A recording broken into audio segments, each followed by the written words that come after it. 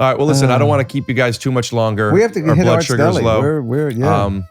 low. This is awesome. I had such a good time on your podcast. I didn't know if you guys would do mine. We had a great time with you on our podcast. Really? Yes, yeah, we did. had a really. I got to tell you something. We wouldn't have just done this. Ask me how many podcasts Jason has been on about the show to promote the show, whatever. It isn't to promote the show, but that he's been on that I've asked him to do. Ask how many? How many podcasts have? None. Really? He doesn't go on podcasts. I don't go on podcasts. This was because we hit it all. You're a special guy. You're interested. You're interesting in so many ways. I keep telling everyone. Your mother was right. Yeah, she was right. You should listen to her. Are you going? Yeah. Royalty.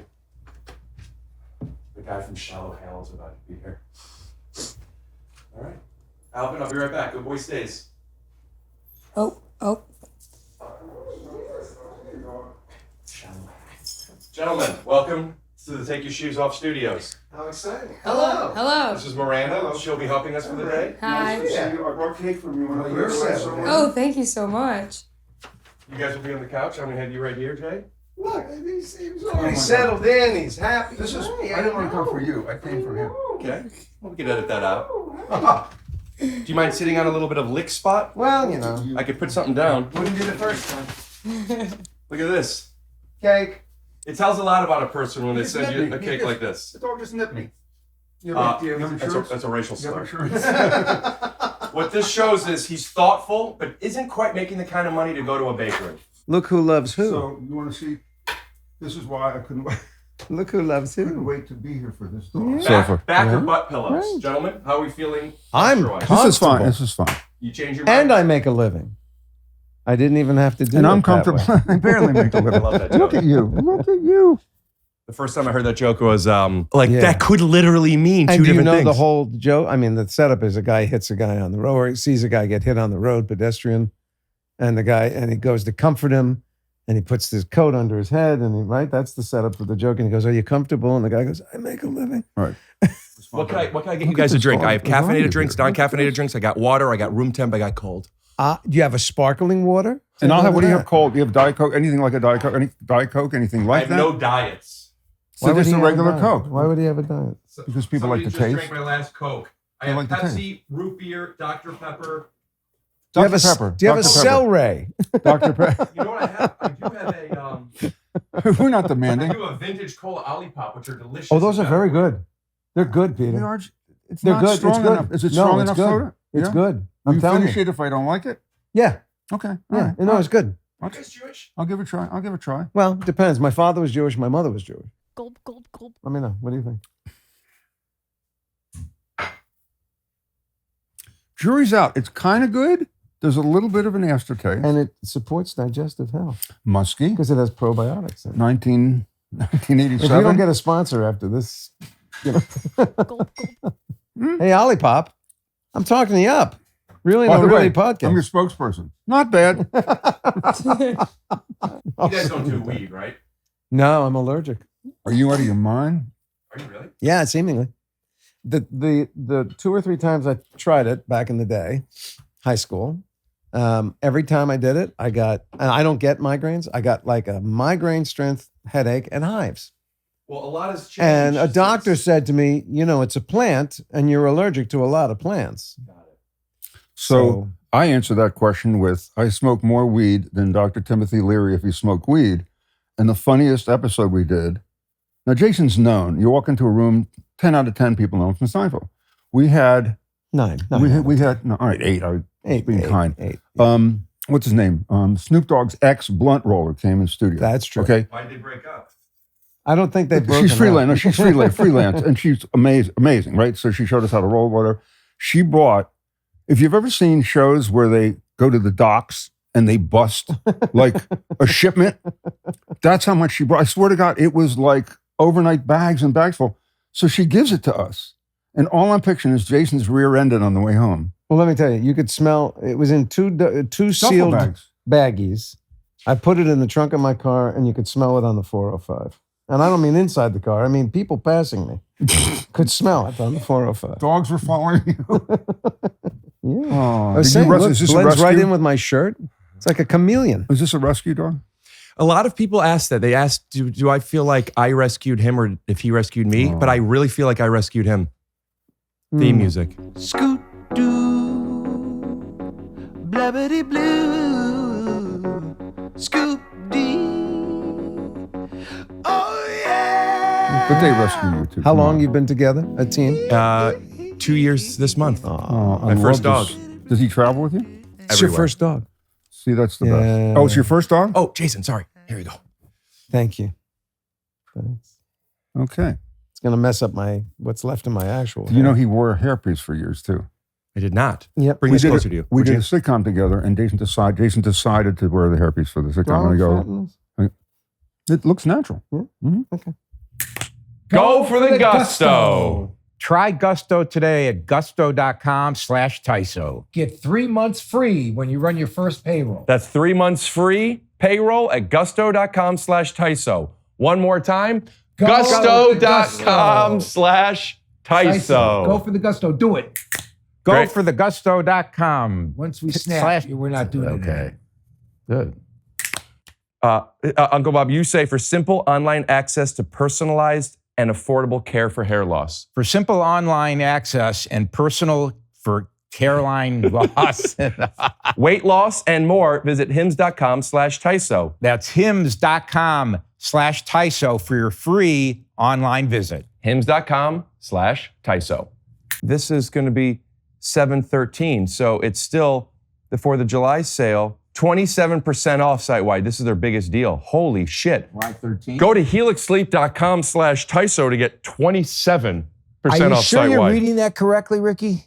It says right here, that's helixsleep.com/TYSO for 27% off I've never heard site-wide. of a 27% discount. Okay, how long does that last? Through August 2nd. Jeez. Make sure you enter our show name at checkout so they know we sent you.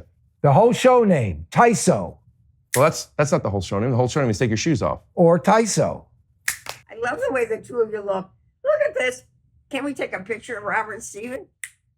Ricky's on the loose. Ricky's on the loose. Ricky is On the loose. If you want to see me practicing my hour for my special, come on out to a show. I'll be at Just for Laughs, Montreal, Canada this July. Montreal. In August, Comedy I will be at the Festival. Fringe Festival in Edinburgh. Edinburgh. Scotland, I will then go to Amsterdam, Amsterdam, then Dublin, then London. In Be there. September, Portland, Oregon, Eugene, Oregon, Philadelphia, PA. In October, Houston, Texas, and Tacoma, Washington. And in November, Salt Lake City. And don't forget the special. If you buy a ticket and go to Edmonton, I buy you your free ticket in Salt Lake City. Edinburgh. Right. Look out Europe. I'm adding new dates, rickglassman.com. Sign up for my email list at rickglassman.com/tour so I can Ricky's tell on you the if I'm loose. coming within 50 miles of your city. By the way, I saw one of Ricky's show recently. It was unbelievable, very funny. Go out there, see Ricky. Ricky's on the loose. Buy some merch and do it. You won't be disappointed. He's the best. As a matter of fact, I have another live testament right here. The lovely Mrs. Glassman. Hi. Remember we saw Ricky at a show recently? Yes, it was one of the best shows I've ever seen. How good was it? It was one of the best shows I've ever seen. And I'm Grandma. It's the very best show I've ever seen. Grandma never came to a show because I'm not like Matt and I don't play sports. You never loved me because I don't play. Sorry, Grandma, that I didn't play sports and I played Magic the Gathering. Sorry, I wasn't cool enough for you, Grandma. That's not right, Ricky. Yeah, but the guy who played all the sports, is he buying you soap? Is he buying you toothpaste? Is he buying you a new mattress? Go to helixsleep.com to get one of those mattresses, by the way. I got a good deal. Right. Go for gusto. And I saw a show 2 months ago in Cleveland, the best. That's Best true. show hilarities. Yeah. All right. Actually, Grandma just doesn't like Scat humor. scat humor. That's really the reason. Well, you know what I say to that, everyone? 1, 2, 3, 4. Come on. Let's poop on Grandma. We pooped on Grandma. So did Alvin. Hey, let's poop on her. So did Oh, look at Grandma's getting covered in shit right now. Grandma, you're getting covered in fucking shit. She You're getting hates covered in this. shit, Grandma. Right now, she's laughing. You guys, she's laughing. I am actually surprised. It ain't real. She It is. ain't She real. hates this. You think that's not a real laugh? Well, I think that was a she wants to hit you laugh. Oh, you don't know how to read it. Was You know it? what? Let's all shit on Mom. Funny. Really. All right. You wore it for the whole show? This one? Or the one I had? I wore it for 2 years. The toupee? You know how it came about? I lost 3 roles that I wanted because the producer said, he just looks so much like he did on Seinfeld. And I went, He's the guy. that's from what's Seinfeld. stopping you? That's what's stopping you? That I look like? We're in a business where prosthetics and makeup. So I went, okay, I'm going to put on hair for a little while. Just so people will go, oh, it doesn't have to look like George. And after 2 years, nothing changed, except I had, like a schmuck, walked around with a And by hairpiece the way, for I 2 finally years. saw a show with him in it. And he goes, I don't want to look like I do in Seinfeld. I go, you need to look like you did on Seinfeld. What do you, now you decide that? I need you to look like Seinfeld. I love this, but it's warm. It's very warm. You know what? I was actually thinking, I know we're getting started now, but Yeah. I was going to lower the AC a point. How do you feel about Oh, this? I'm comfy, but Peter, no, I'm a Peter sweater. needs Arctic. Oh, you like cold? I love cold. I hate hot, man. Do you like hot? You like to be No, sweating? no, but I get some guests go, it's a little cold. Now listen, I'm a You know what you say to ceramicist. those I make guys? mugs. What was this designed to hold? This is... My mom drinks out of mugs that big, and I don't like them, but that one's at Ohio, and it's fun. When you're older, it saves you from getting up Get twice. the heft on this. Older people Try have and a big hold that mug. in your hand. No, not from the bottom, like a handle, like a normal person. The hell? What am I, at the gym? You're building up your core. Jeepers, creepers. You're talking to building core. Wow. If I threw something this heavy, my wife would throw it out. I have to, all day long, it's this. What are your pants? Why are you always wearing Why black? is it It's criticism. that constantly. we've only met once, but there's a certain type of Jew that I feel like I grew up with you guys. Well, What is Ohio that? and Jersey, very close. Philly, Jersey, and Ohio. Let me lower the A AC. triangle. And let's talk about the Jew. Yeah, forget talking. Let's lower the AC. Arctic. Thank you for adding the C. A lot of people say Arctic. Arctic, Arctic. the Arctic Ocean. It's also February. We used to stay And up when we did library. Major Dad to keep ourselves sane. We used to stay up after the show. The writers would go nuts and we'd have to take a break. And we would think of English words that sound like Yiddish. Arctic. Spatula. No, bachelor. Far-fetched. Far-fetched. Far-fetched, yes. Yeah. If you say it fast. Arctic. Arctic doesn't sound Yiddish. Arctic? Oh, yeah. Yeah, see what I said? All right, yeah, maybe. say it right. You got to say it right. Yeah, it's There's a little Bishel Arctic. little bit of cheating. A little bit of cheating going on. Did you say Bishel Arctic? Arctic. This all, Okay, he said we Arctic sounds like a I worked Yiddish on Major Dad, and to keep ourselves sane, whenever we had a break, we would figure out what regular words in English sounded like Yiddish. And you did And that I with said the Arctic, other so. Jewish writers on Major Dan? There were no other men. I'm being rude. No, There's Joe one more thing I have to McCraney and I do. used to hang and do that. And he would laugh. He would just laugh. Oh, you Jewish boys. Van. You Man. don't know. By the way, I think this is our show. You know what I feel like? Like we're intruding on something. Like he's doing his taxes in the other room. He's got Like we calls to walked make. in, He's right? getting ready to tour. Oh, there you go. What the hell is Who's that? here? Who's here? Uh-oh. Oh, Don't- no. That's it. Show's over. No. Alvin, Simon, Theodore. Come on, Alvin. Oh, good. Was that oh my God, that makes my day. the derivation of the You name? make my day. The Yeah, Chipmunks? I found Let me take your a picture. little injured squirrel. It's a very sweet Oh. story. He's Alvin, doing let me- okay. But Alvin. when I brought him to a place, I found a dog. It wasn't this dog, but ultimately led me to this dog. And I'm like, the squirrel brought me to this dog. I wanted to name him after a squirrel. Sure. What do I have? Rocky? You know? Yeah. So you went with chipmunks. He's so little. Yeah. A chipmunk is a little squirrel. Sure. Did you mention Rocky on purpose? Oh, I forgot. It was down to you and what's his name? What's the actor's name who played Apollo? He was in Rocky and Predator. Bullwinkle. Robert De Niro. Carl Weathers? Yes. No, Yeah. It was down He to was- us. Rocky was in Rocky and Bullwinkle with Robert De Niro. Come on. Oh, that's the rock you went with. Okay. I didn't know that. I don't even really. business. Oh my God, I Rene haven't seen Russo. that in such a long time. What? Yes. Then why'd you even have to wear the wig? There you go. I should have went. Is that my Boris Batman? Oh, look at that. Oh, no, you was Boris Matinoff? Oh. No, you don't need to pull that up. It's okay. I remember what I looked like. I got it. I'm good. Boys, Hi, Rick. should we get started? Sure. I thought we were near the I don't halfway usually mark. wear a decorated sock, but you made it very clear that my socks would be prominent. Mm-hmm. What do you So, normally do? I normally have a monotone sock with no articulation. Is that not a monotone sock? Don't you see the decorative stripe? No. What do you mean, no? It looks more like you had ankle surgery. The Push in. decorative stripe. All right. Yeah, that makes it gambolic. Right? It really pops with that. That's with a that. nice sock. It's a nice So sock. the nice thing was that Right? you said Yeah, it's wear nice. clean Thank you. socks because you've had guests that took and it's embarrassing. So I Yeah. didn't even wear white. I just wore Yeah. gray. You know what I mean? Just to have the gray. By the way, would you do me only if you agree? I don't want to coerce you. My partner thinks he's Johnny Cash. He only wears black track outfits. I don't think black is actually a good color on He's him, obsessed and I with don't this. think he's He's rocking the obsessed track with it. outfit. He's obsessed. Agree or disagree? And go with your gut. Wouldn't a color be nice on him? Yes, I think a color would be nice on him. No, I don't think black doesn't work with him, especially with his energy and glasses. Thank you.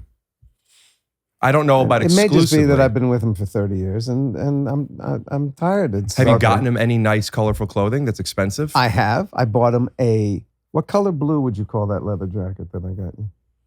It's like a sky blue, right? No. Or an ocean blue? No. Turquoise? No. What would you call it? Bruising. The kind of blue you get when you get a bruise. I got him a beautiful leather jacket. Never wears it. Yeah, leather jackets are done. It's 142 degrees out. I'm glad I spent $2,000 on a jacket. You didn't spend that you can $2,000, trash. and you bought it. Tell them the You don't story. know how much- Tell them the kind of you don't know store how you much- bought it I at. bought it in a short and fat shop. That's true. I go into this store with him, and, They look good on 'em. and every What can picture I on the say? wall. You know how you see a picture in Hollywood, and it's like Liam Neeson. This was a wall of everybody who's a jockey. It's jockey. Danny DeVito. It's Danny DeVito's the tallest, and then you got I'm a taller wall. than Danny It's DeVito. jockeys, and I'm looking around the I'm store. taller than Danny. And he brings out, because Jason's special ordered, he brings out thing to try on. And I didn't realize the guy next to me is like, I said, excuse me. So I kept bumping into people because they were like right Pinot height. It's But you're not. I know, but Jason. Am I allowed to say short person? But What do you like to be Jason- called? Whatever you like. Short person. I think today you're okay saying short person. Yeah, you're not a Shorter? short person. So how did it fit Because you? I went It fit to him Jason. perfectly. He made me, because they ordered it special. If it- I guess he the guy tried- talked to the he big and tried tall on store, one they got that a would deal. look good on me. I went, that happens to look good on you. If that was your size, that looks good on you. And they ordered them. But honestly, it's all jockey, right? It's jockey. Every Yeah. jockey. By the way, that did you you've know ever- that I was actually I was mistaken for Danny DeVito on the back lot of Universal Studios. Tram went by.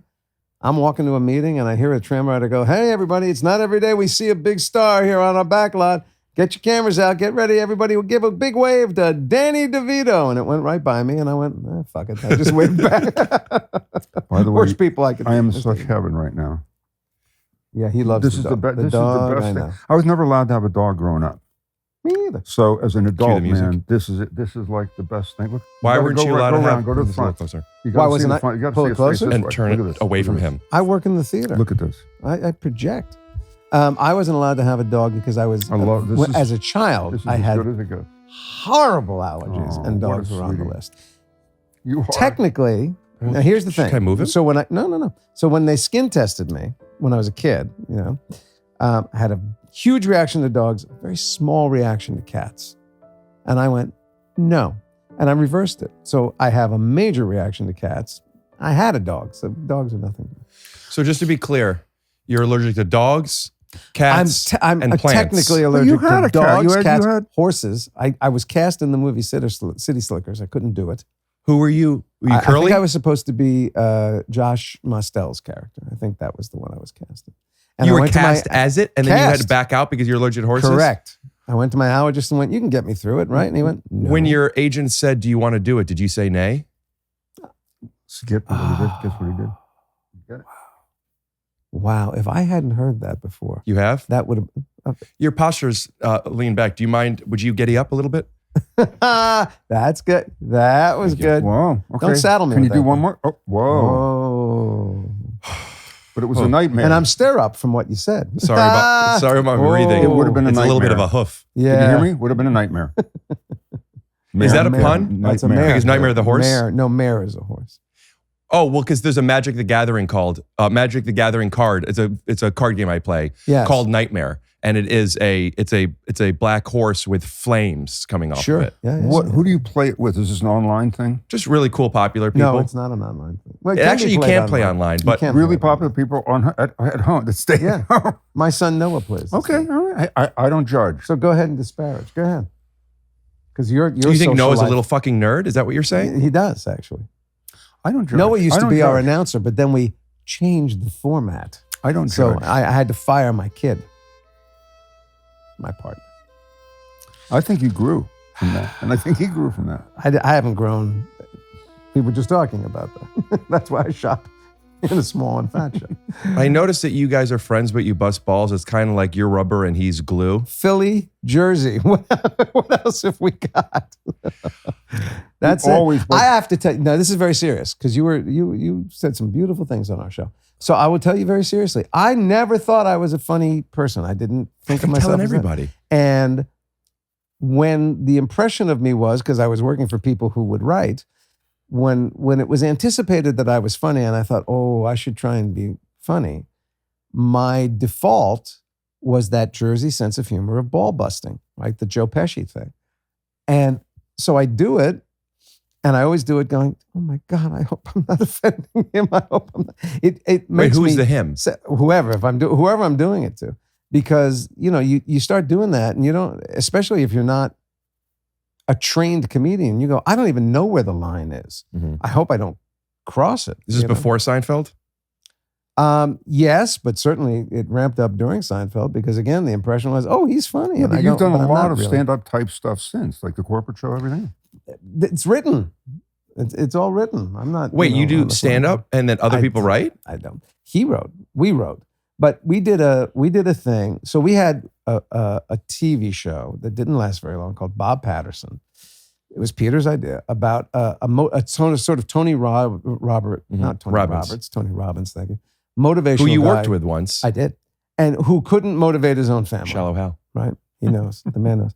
And we loved it. And we when we were pushing the show, whenever we were doing small, interviews or whatever, they would say, "Can you do like an exercise, a seminar exercise?" And that became really fun. So when the show died, we did a corporate show where I played a character named Donnie Clay. Donnie Clay shows you the way, America's fourth leading motivational guru. And it was basically a stand-up show in the guise of a motivational seminar. And we did that for many years until 2008, 2009, when the corporate world went bust. What happened in 2008? There was a big crash, right? Remember? And so we took a lot of that material and transformed it into stand-up that I could do. And I did that for a couple of years. And The so I've corporate show was technically great. done They got it. stand-up, but I'm not a stand-up. The corporate show is not a TV show, but it wasn't about The corporate. corporate show You would like would you really happen- toured doing corporate. Corporations would hire us, and what we do is the first 45 minutes was standard. Stuff and that we then come and then up I'd with. find out deep. I wanted to know their culture. What does your CEO wear? What pisses you off? Right. Stuff that's really deep in the culture. In the last 15 minutes, Jason would hit the 45 or 50 mark and go, you know what? I've now spent a lot of time with you people, and I realized something. I don't like you people. And then we go You've got problems. Not I don't. specifically. You've got problems. We And I'm here to specifically help go you. after those people then with their culture, and they would go nuts because it's about them. And then we'd have them stand up and wave their hands and sing, "I Believe I Can Fly." It was great. It was great. We Great would fun. talk about how to make more money. Donnie Clay had my favorite bit about I can increase your income today, 10%, 20%, 50%, maybe 100%. I can increase Guaranteed. your income guaranteed. And it's not a program. Excuse me, not a program. It's not a book. You don't have to read it. You don't have to memorize it. There are no exercises. 4 words. In 4 words. Well, but guaranteed. Guaranteed. You seem skeptical. I increase your income at least 10%, 25, 50, maybe 100%, and I work them up into a frenzy. And I go, You want to hear it? you know what kind of money you want? You want, if I may, you want fuck you money. That's what you want. So when I ask you what kind of money you want, what do you say? Fuck you. What do Fuck you. Right, fuck. And I go, okay. Now, when I say it, it's cute. When you say it, it's got an edge. And now, and at the end, we have a guy, and I go, here we go, write it down. Here we go. Get your pencils out. Here are the 4 words. Get a second job. Good night. And as stupid as that was, people would come up to us after the show and go, you're not wrong. Why'd you stop doing it? Again, well, the corporate world couldn't afford us. Still? Or you don't want to do it I anymore? don't want to go back. It's a lot. You It's a lot of you work. love doing stand-up. I don't love doing. Love. I don't love being backstage going, it's me. Ricky's on the loose tour, rickglassman.com. See when I'm coming to your There you city. go. Coming soon. We did Sitting Vegas too, and it was not fun. I didn't have Vegas a good is time. fun for a short period of time. Can I get you something, by the way? I'm sure that's happening. Why? Why? Because I have a thing? Yeah, I'm fine with it, It's but not the dog. No, it's our fine Los Angeles air. I got the air purifier on. And the fact that I didn't take another product that shouldn't advertise on our show, Mucinex. I got Mucinex. Do you want a Mucinex? Oh, Nah, we're fine. Who's don't get coming? up. Miranda, come here for a sec. Oh, there's another My person cousin's here. helping me with something. A hidden person. Wait, wasn't that Miranda? Yeah, Two there's Mirandas. two. Can I get you a Mucinex? What No, are I'm the good. chances? Thank really? I know. Is For that real? crazy? There's two Mirandas in your life? Two Miranda. Yeah. Wow, that's I got Mucinex for amazing. non-drowsy. you seem dedicated. Sure, give me a Mucinex. Give me 3. No, just one Mucinex, sure. By the end of the podcast, I should be fine. Thank you very, very much. Hi, Miranda. Hi, number Miranda, 2. number 2. Yeah. Oh, good. I Nice thought to said see the you. word- Nice to see you too. How is Oh, it? very Have excited. Miranda? Have you met Miranda? No. Here, Miranda, meet Miranda. I'm going to get a Mucinex. Wow, look what it is. Nice Look to at how meet you. sweet. Great name. Does anyone want a Mucinex? Just one? Just one. Peter, you don't want a Mucinex? I don't feel competitive. How are you guys doing? How's the show so far? Oh, have we? Just I don't getting know. started? Has I it think been a this show? is the best show that he's ever done. I don't doubt it. I'm sure it is. Possibly now or in the future. I really do. Can I tell you something? He's been out of the room more than he's been in the room. Well, I believe that. Which is why I think it's been an amazing show. I had to take off my shoes, and I wore a decorative sock that went unnoticed. Wow, look at that. You didn't notice the decorative sock? The way you had to spread out. Pick a Mucinex. Any By the way, Mucinex. I don't know of Mucinex with drowsy. You made a thing about non-drowsy. What's Yeah. what's? There's some- Nighttime cold and feel. Oh no, God no! Mucinex. This is just a Plain Wow. old Mucinex. Oh, look at 12-hour or 24? 12-hour. All right. Thank you, sir. Bless you. Oh, Oh, sorry. sanitized for my protection. Sorry. Oh, the dog. Um. Dog left me. Well, I don't That's think we talked about it when I was Look, on your podcast. I could sing again. Yeah, you look. How What long does didn't it we take- talk about? How long does it? How long Holy does that shit! take? You look incredible. Everyone. Steve Allen sings the Everyone hits in my of- family is a huge fan of Shallow Hal. And Shallow Hal. I just wanted to introduce you to my cousin Miranda, who is helping me out today. Hi, Miranda. Shallow Hal, super fan. Oh, What's your that's very favorite sweet. line? It's a really good one. Good question. Miranda. I think at the end when he realizes that she actually is large and he's like, I love you anyway. Is that what Sure. happens? Yeah, Yeah. and I love that you had a tail, dude. Tail, the Yeah, I do tail. remember that. Which showed up, by the way, not in the script. Oh, you just came up on set with it? I didn't come up with anything. Peter Farrelly called me at the hotel one night and said, "Are you in for the night?" I went, I am. He said, "I got a guy coming over to take a mold of your ass." I said, "Sure." How will the? He said, "We stumbled onto something, and they had found out about this. Apparently, this is like 1 in every 8,000 people have a little extra." I have a extension little at the bit, not that bottom long, of but I have a their little bit. coccyx. And Coccyx. he said, we're gonna do a thing. We're gonna do a thing. And I went, okay. And then it showed up on that day of shooting. I put on the latex tail, and How do you make it move? there's a spring inside like piano wire that went up my pant leg, connected into the prosthetic, and a guy off camera with a lever going. So you had a thing coming down your pant leg, like running out. Wow. You've never See, heard this? It's a tail as old I as didn't hear time. this, and I never asked about the tail. And the guy would just move it when you wanted. Not when I wanted, when he wanted. And did you ever say, "Wait a beat"? It's funnier if you hold off on that. All right, we're gonna do it. Okay. Miranda, it's a pleasure to meet you. So nice to meet you Thank too. you very much Pleasure for doing doing business. it. That's it? Go for the Go gusto. Try Gusto at gusto.com/TYSO. Get 3 months free No, what are when you guys run your doing? first payroll. We're repeating that. No, we did that. Okay. Talk about gusto and how much you love payroll help. Yes. This is Uncle Bob. I love Gusto for one reason. Cut that. All right, John Okay. Michael, let's try it again. Yeah. All right. Uncle Bob, why do you go for the gusto? I love Gusto for one reason. I've implemented HR tax payroll software, and the problem is taking what you have and making it better. What Gusto does is provide you the training, the survey elements to take what you have and make it into something better. Those survey elements are important, aren't they? No, they're huge. Right. Like when you had your phone system. They Yes. didn't do anything, and you had a Survey phone elements system. taken care of by Gusto. No, you have Sorry to. to interrupt. You have to do a survey with what you currently have to move to something new. Gusto gives you what's called technical documentation to do that. So when you install it, it works, and they have live support while you're changing over to Live the new support? source. Yes, live Get support. out. You can talk to a human being. Unbelievable. And after that, of course, it's not going to go perfectly. So you have 30 days to talk to live support and make it work. This is what separates the Gusto. It's the Gusto difference.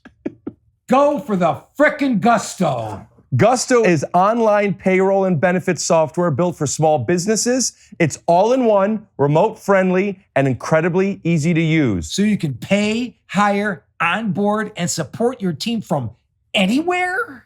Anywhere. Anywhere. We're snapping. We're not We're not done yet. I've run a few payrolls in my life too, but you've run a lot of payrolls, haven't you, Robert? Yes. And I've tried 2 or 3 different softwares that were forced upon me. They didn't work well because they didn't give me any way to take what I had. Couldn't survey the elements. No, I couldn't do what I had and transfer it into something that is workable and better. That's the whole point. Why switch softwares if not what you're moving to isn't going to be better than what you have? And that's what Gusto does. Save time with built-in automatic tools, offer letters, onboarding documents, direct deposits, and more. It's ranked #1 on G2's highest satisfaction products list for 2026 and trusted by over 400,000 small businesses. Folks, everything that Gusto does for you, how can you not feel the passion of this man? Try Gusto today at Gusto.com/TYSO. Get 3 months free when you run your first payroll. That's not 3 bad. months free payroll with Gusto.com/TYSO. One more time. Gusto.com/TYSO. Go for the Gusto.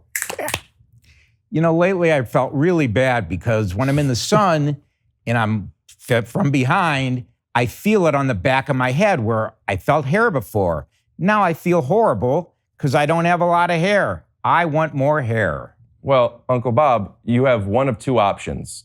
You could either go to hims.com/TYSO or you could snap.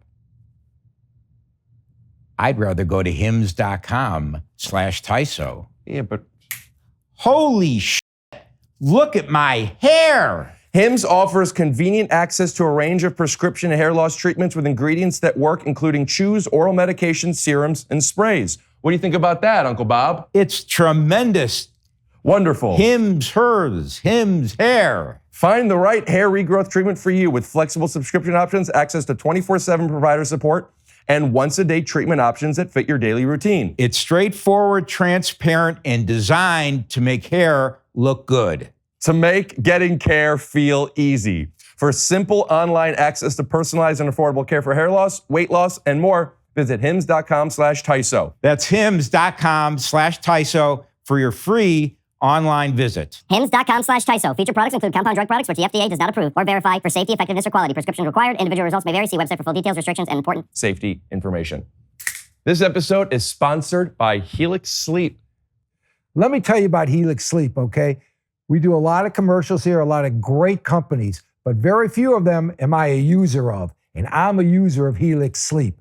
I use Helix Sleep, and I sleep like a frickin' baby. You know who else does? Aunt Lauren. Yes. Yes. Yeah, she uses a Helix, absolutely. Well, then I'll have to use it too. Well, Grandma, I'll tell you, there's one thing I would tell you to sleep on, and there's one thing I would tell you not to sleep on. Could you guess? I'll tell you. I would sleep on a Helix mattress. In fact, I often do. I wouldn't sleep on this deal. Helix will deliver right to your door. If you don't like it, you have a 100-day money-back guarantee. Great transition. I keep saying this. Get a mattress, use it for 90 days, send it back. It'll help the podcast out, and it'll help your lower back. If you're a side sleeper, a back sleeper, if you run hot, Front you run sleeper, cold, an upside down firm, sleeper. soft. It doesn't make any You difference. let them know in their 2-minute survey. They will tell you what mattress is best for you. They'll ship it right to your door. They shipped one to our door once, long time ago. It came in a box. We opened it up, and boom! It was like a self-inflating mattress, and I've been sleeping on it ever since. Robert? And I'm looking forward to that boom one day and the ensuing sleep to follow. The ensuing sleep to follow. After that boom That one way, day. Robert gets very tired because he's constantly surveying the elements. Okay. Wait. I did make a mistake. I want to. What? So the sleep trial is not 100 days. Oh, it's 120 days? It's 120 days. Yeah. It is. Yeah. You get 120 days free, and then you get 27% off. I mean, that's one of the best deals of all time. Rest I wish easy Robert with was as passionate about the seamless Helix mattress returns as he and was about the exchanges. Gusto payroll service. When I have a Helix mattress, I will be absolutely as genuine and excited. Okay, Go to Helix, you heard it. helixsleep.com/TYSO for 27% off site-wide. That's helixsleep.com/TYSO for 27% off site-wide. Make sure you enter our show name at Make checkout sure so they know you we enter sent the you. show name. Take That's shoes off. helixsleep.com/TYSO. That's your whole contribution? Miranda's helped me out with something. She was dropping something off, and she was just leaving it on the stairs. But I'm like, she's such a fan of Shallow Hal, and I love Can I just say one quick fact about myself? Yes. Sure. That relates. Yes. Also, we got to find you a boyfriend. Do you want to? Yeah. If you guys know any single Well, men. I think maybe ask the camera before them. Oh, if you know any single men? What about women? Unfortunately, no. Miranda, gross. It'd be easier if it were women. I don't understand. And they have to have a British accent. Did you just break up with somebody? No. How long have you been in town? She lives here. 36 years. I don't know how to say this, but what's the problem? You're a You sound like my grandma. The problem is this is my new shtick, which I think is true. The problem is not me. Here, Miranda, have a seat. The problem is the inventory.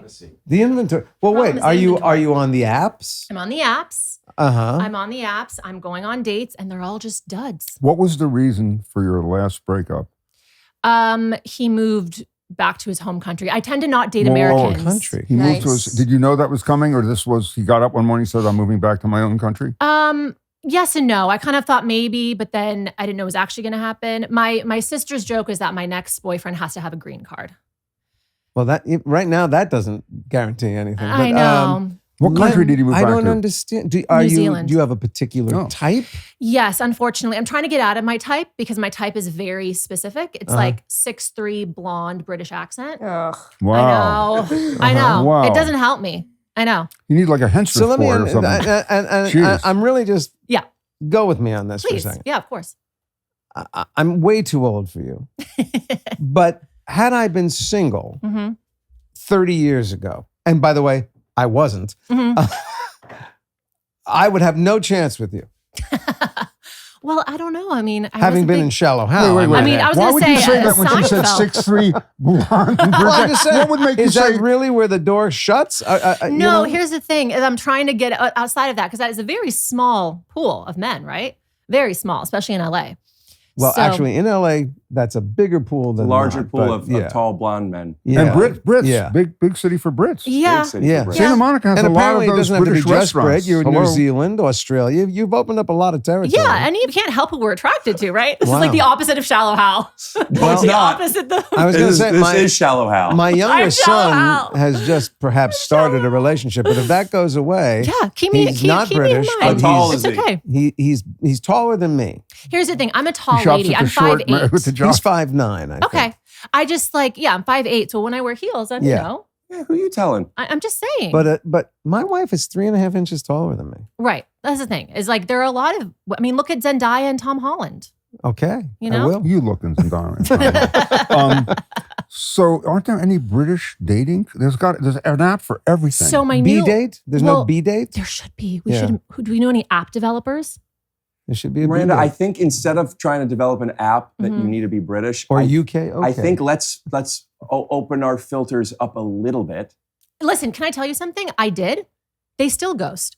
I've gone out with short, nice, non-tall, non-British, non-blonde men recently. Yeah, They still ghost. What can I say? they ghost. You ever take a My trip to son has Britain? never Yes. ghosted. Then you raised him right. Well, I would like to believe. I think that. you did. I think he's a lovely Yeah, man. I it really sounds do. like it. Because Yeah. you'd be shocked by how many men these days just think it's okay to just, let's go out on Saturday. Okay, great. What time? Then nothing for the rest of your life. Wow. I know. Wow. Yeah. I'm trying. Well, I I'm feel sorry you're something's having- right around the corner for you. I Thank met you. my wife next year.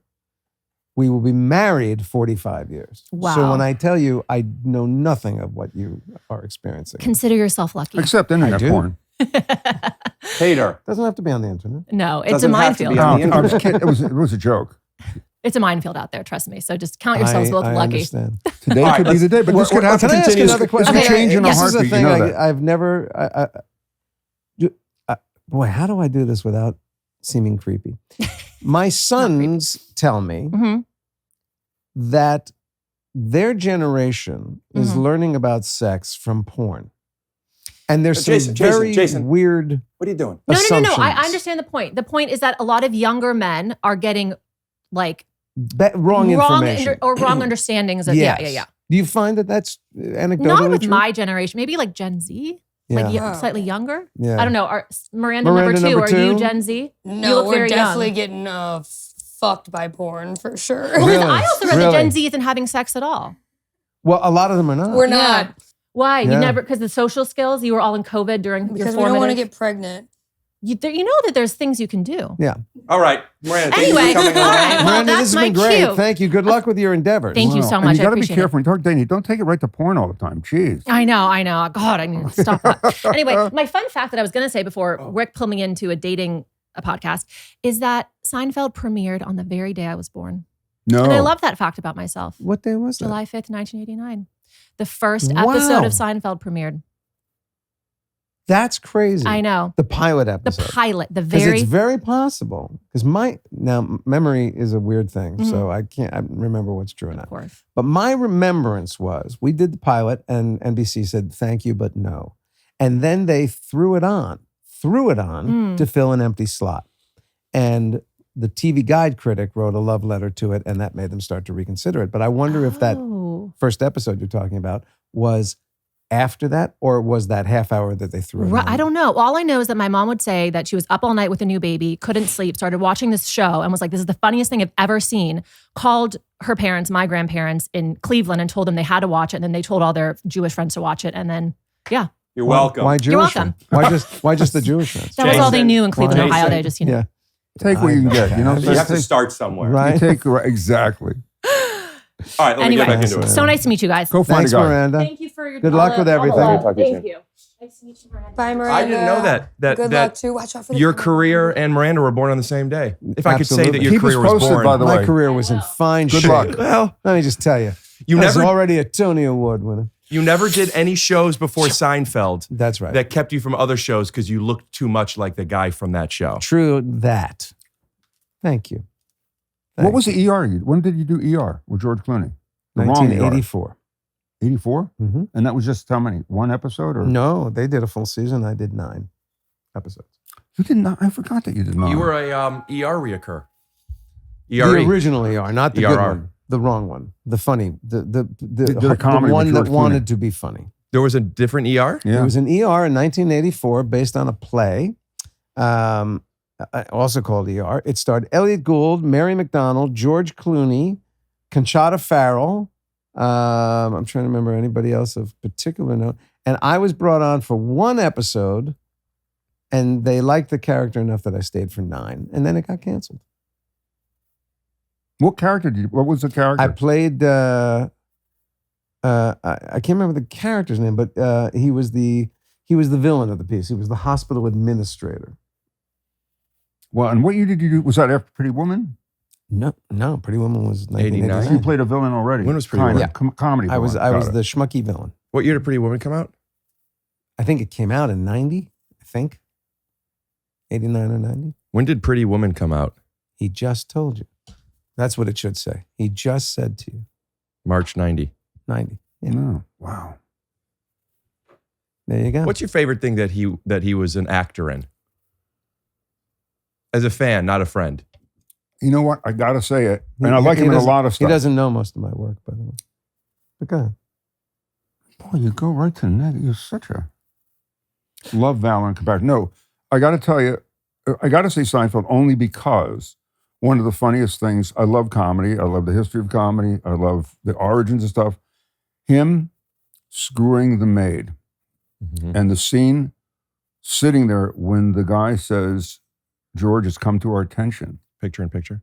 that you've Been having had sex sex with a maid. on the desk of your And own. watching Jason, because I know Jason so well. I mean, every reaction was the fact that he took that long, and you can read in his eyes, he's going through a menu of things to try and figure out how to save his ass. Mm-hmm. I'm laughing already before he opens his mouth. And then to come out with, after all of that. Was that wrong? Should I not have done that? And then you go, because I worked in a lot of offices, and I got to tell you, that kind of thing goes on all the time. If anyone had said anything to me when I started here, you know. That personifies to me the whole George character, that he knows he's wrong. He's heightened awareness that he's wrong, and yet he's going to go for it anyway and see if he can talk his way out of it, and he never can. So I think that's my favorite. It actually, it's funny that it's when people say, do you have a favorite episode? I go, I don't. But that may have been my favorite moment, because it's kind of the episode where I went, I think I now understand this character a little bit. I think I can get behind the way he thinks. As an actor, you find that best case scenario in everything that you do that normally doesn't happen day one. Right. Could you talk to me about that? Is that a specific enough question? I could be more specific, but I feel like this is... Well, if you know everything, first of all, in a sitcom, you have, how much information do you have? People will come up to me and go, oh my God, when we saw your parents, we understood how you created that character. And I went, really? Because they showed up in season 3.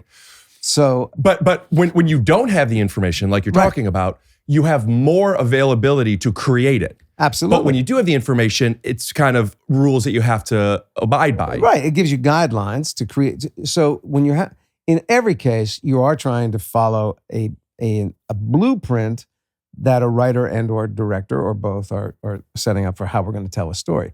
Now, the great thing about Seinfeld was the two guys creating the story were always right there to guide us. So even though I didn't know what Frank Costanza was going to be. I didn't know what Estelle was going to be. All, history things that can feed to, oh, that's how the character must think because of this thing. You don't have that, but you have Larry David. Here's how I learned a lot from Larry. So there was an early episode where George thought he was having a heart attack. Mm-hmm. And the actor in me goes, well, I know he's a hypochondriac. Hypochondriacs, they look up what symptoms from things are. I mean, they know. So if he thought he was having a heart attack, he would know where he's feeling it, down the arm, in the chest, short of breathing, sweating. So we get into rehearsal, and I go to actor Jason, starts doing the signs of a heart attack. And Larry goes, you can't do it like that. And I go, but that's what it is. And he goes, I know, but you're having a heart attack. I go, but he thinks he's having a heart attack. He would know. And he went, Larry goes, you have to have a funny heart attack. That's not a funny heart attack. And for a minute, I sort of got on my high heel and went, what? What are you talking about? Missed opportunity I'm for not a horse a reference, by the way. performing seal. This is what.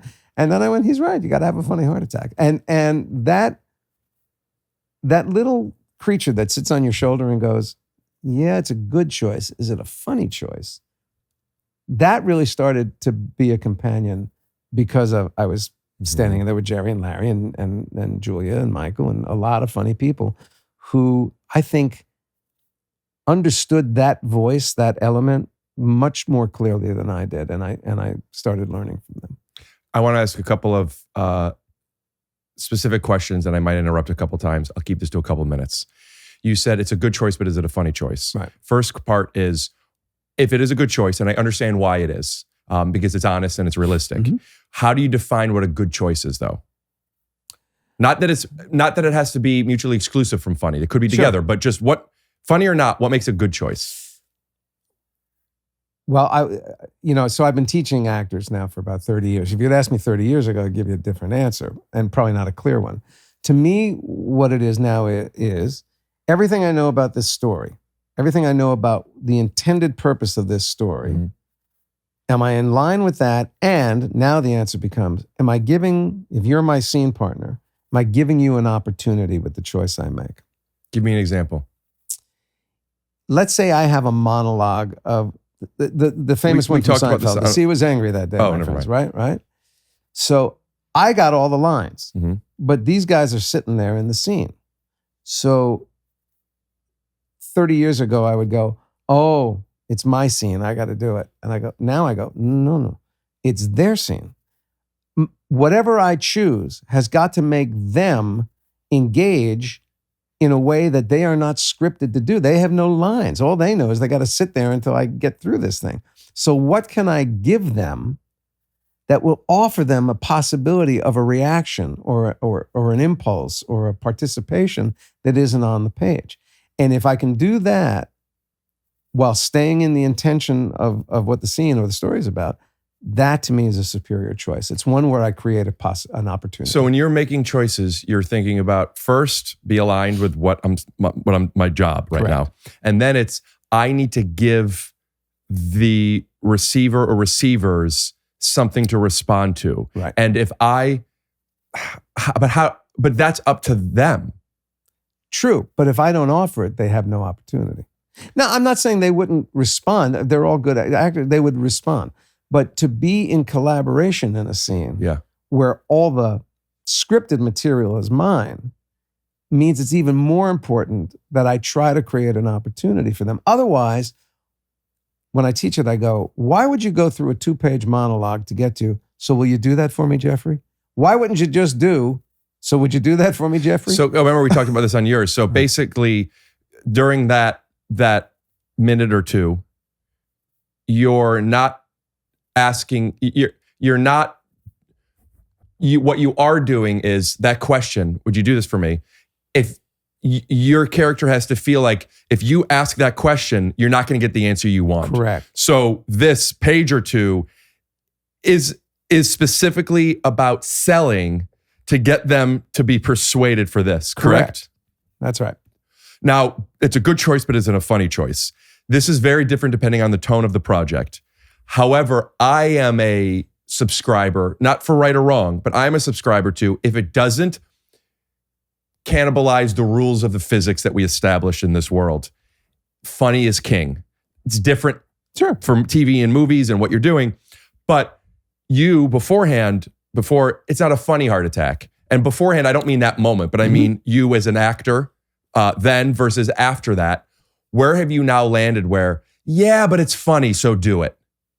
Well, there's never, honestly, I don't, chime in on this. I don't ever think there's a definitive reason to not consider the funny possibility. Even in the most, austere drama, you're foolish as an actor to not go, is there a possibility for something human and humorous in this moment? Because in life, some of our most dramatic moments have some ridiculous elements. But Jay, there's nothing worse than watching a show where the characters are blowing lines. They're just blowing comedy lines that feel like, is that really, would the character really, is that how we talk in our regular day? You're funny, I'm funny, he's funny. What do you mean by blowing them? They're just doing lines. It's like the wisecracking kid. I've never been around that kid. I've never been the parents that goes, well, if you don't replenish the chips, people just don't do that.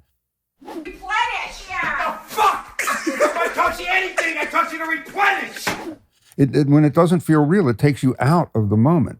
If it feels like the character is funny and you've established that the character is witty and funny and smart, and that's how they navigate life, either as a defense mechanism or as endearment because they need people's love, whatever, then it feels valid and authentic. When it doesn't feel authentic is when it's bad. But that's not the performance. You're talking about the line itself. Yeah. I mean, you've seen it where they write for a character and all of a sudden they're doing shtick and you go, what? Is that came out of nowhere. The person's not like that. Unless they are. I mean, I don't want to talk too, I do, but I won't talk too much about the show. But like, that's all shtick. Is it not? I don't mean it's just shtick. Seinfeld. Also, by the way, before I hand the microphone over, I think the term shtick has very bad PR. Yes. I love shtick. It's when shtick is done for the purpose of shtick. Right. But to have it is But see, that's the culture. definition to me of shtick. Shtick, there's comedy and then there's shtick. Shtick is lazy. I was using it as a lazy term. Okay. See, and I use shtick almost like actors will use the term mugging. And for me, the definition of mugging is I'm playing a scene with Peter, but I do something that if Peter saw it, he'd call it out. I do it for the audience. So it's almost like a wink. And shtick can sometimes be a wink. And that's why it can be thought of as cheap sometimes. I understand that. I think of it a little bit differently. I understand. George does this all the time. Right? To me, that's part of the shtick. But that feels like him. Yeah. But that feels like his character. I would say yes, a bag. So I often think that comedic actors have a bag of tricks. And that bag of tricks is, you can call it shtick. George had a couple of them. That was one. Another one was, right? That's Jackie Gleason. That's just Jackie Gleason. I know. Wow. You know, but they were this things. This is wild, man. Sometimes I have somebody on the couch and I'm just like, oh, right. And Larry David has one. And in fact, one of Larry David's shticks was the one that made me go, when I realized that George was an avatar of Larry. The one that he does all the time that I went, okay, now I know how to do George, is when somebody says something to him and he goes, that, which led on Curb to pretty good, right? That is a Larry David shtick. Did it come out of a real thing? Yes, it did. But he knows now, the reason it's shtick is it's reliable. It's like a catchphrase for a character. It's a thing that an audience goes, as long as you don't overuse it, oh boy, we were there when we got to see that one again. It becomes. Can I ask you both then, what do you touchstone. feel about all of those shows? The Office, all of those shows that somehow are The Modern Family, where there's somehow a crew around. Panda me? And scenes do this. It's like, well, yeah, but mother, you didn't do it. And you write to the camera. The button for the scene is not a joke. It's not. It's the look to the camera. It's the soap opera scene out there. You always say, "What are you thinking about those soap opera scenes when they're lingering on the person?" And you said the trick is. I didn't say it. The director said it. He said, no matter what the last line of the soap opera scene is, as the camera does the slow push in, very realistically but very clearly, just play who farted. I've heard this before. Did I hear this from you Maybe. on something? Maybe. But it's great. It works. And it works perfectly. Say anything to me is the final line of a scene. I guess that's the machine. Yeah, good. That's all you have to do. And it works for anything. Works The for flare anything. nostril's a little big, Right. but other Nostrils than a little big. And They landed on the moon. eyebrow. They landed on the moon.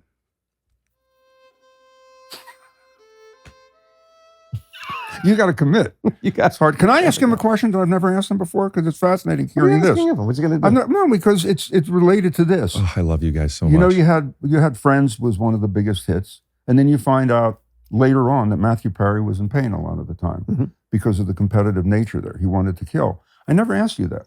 You're a new cast member on a new show with people you don't know. Did you get comfortable right away and take risks, or was it competitive? Good question.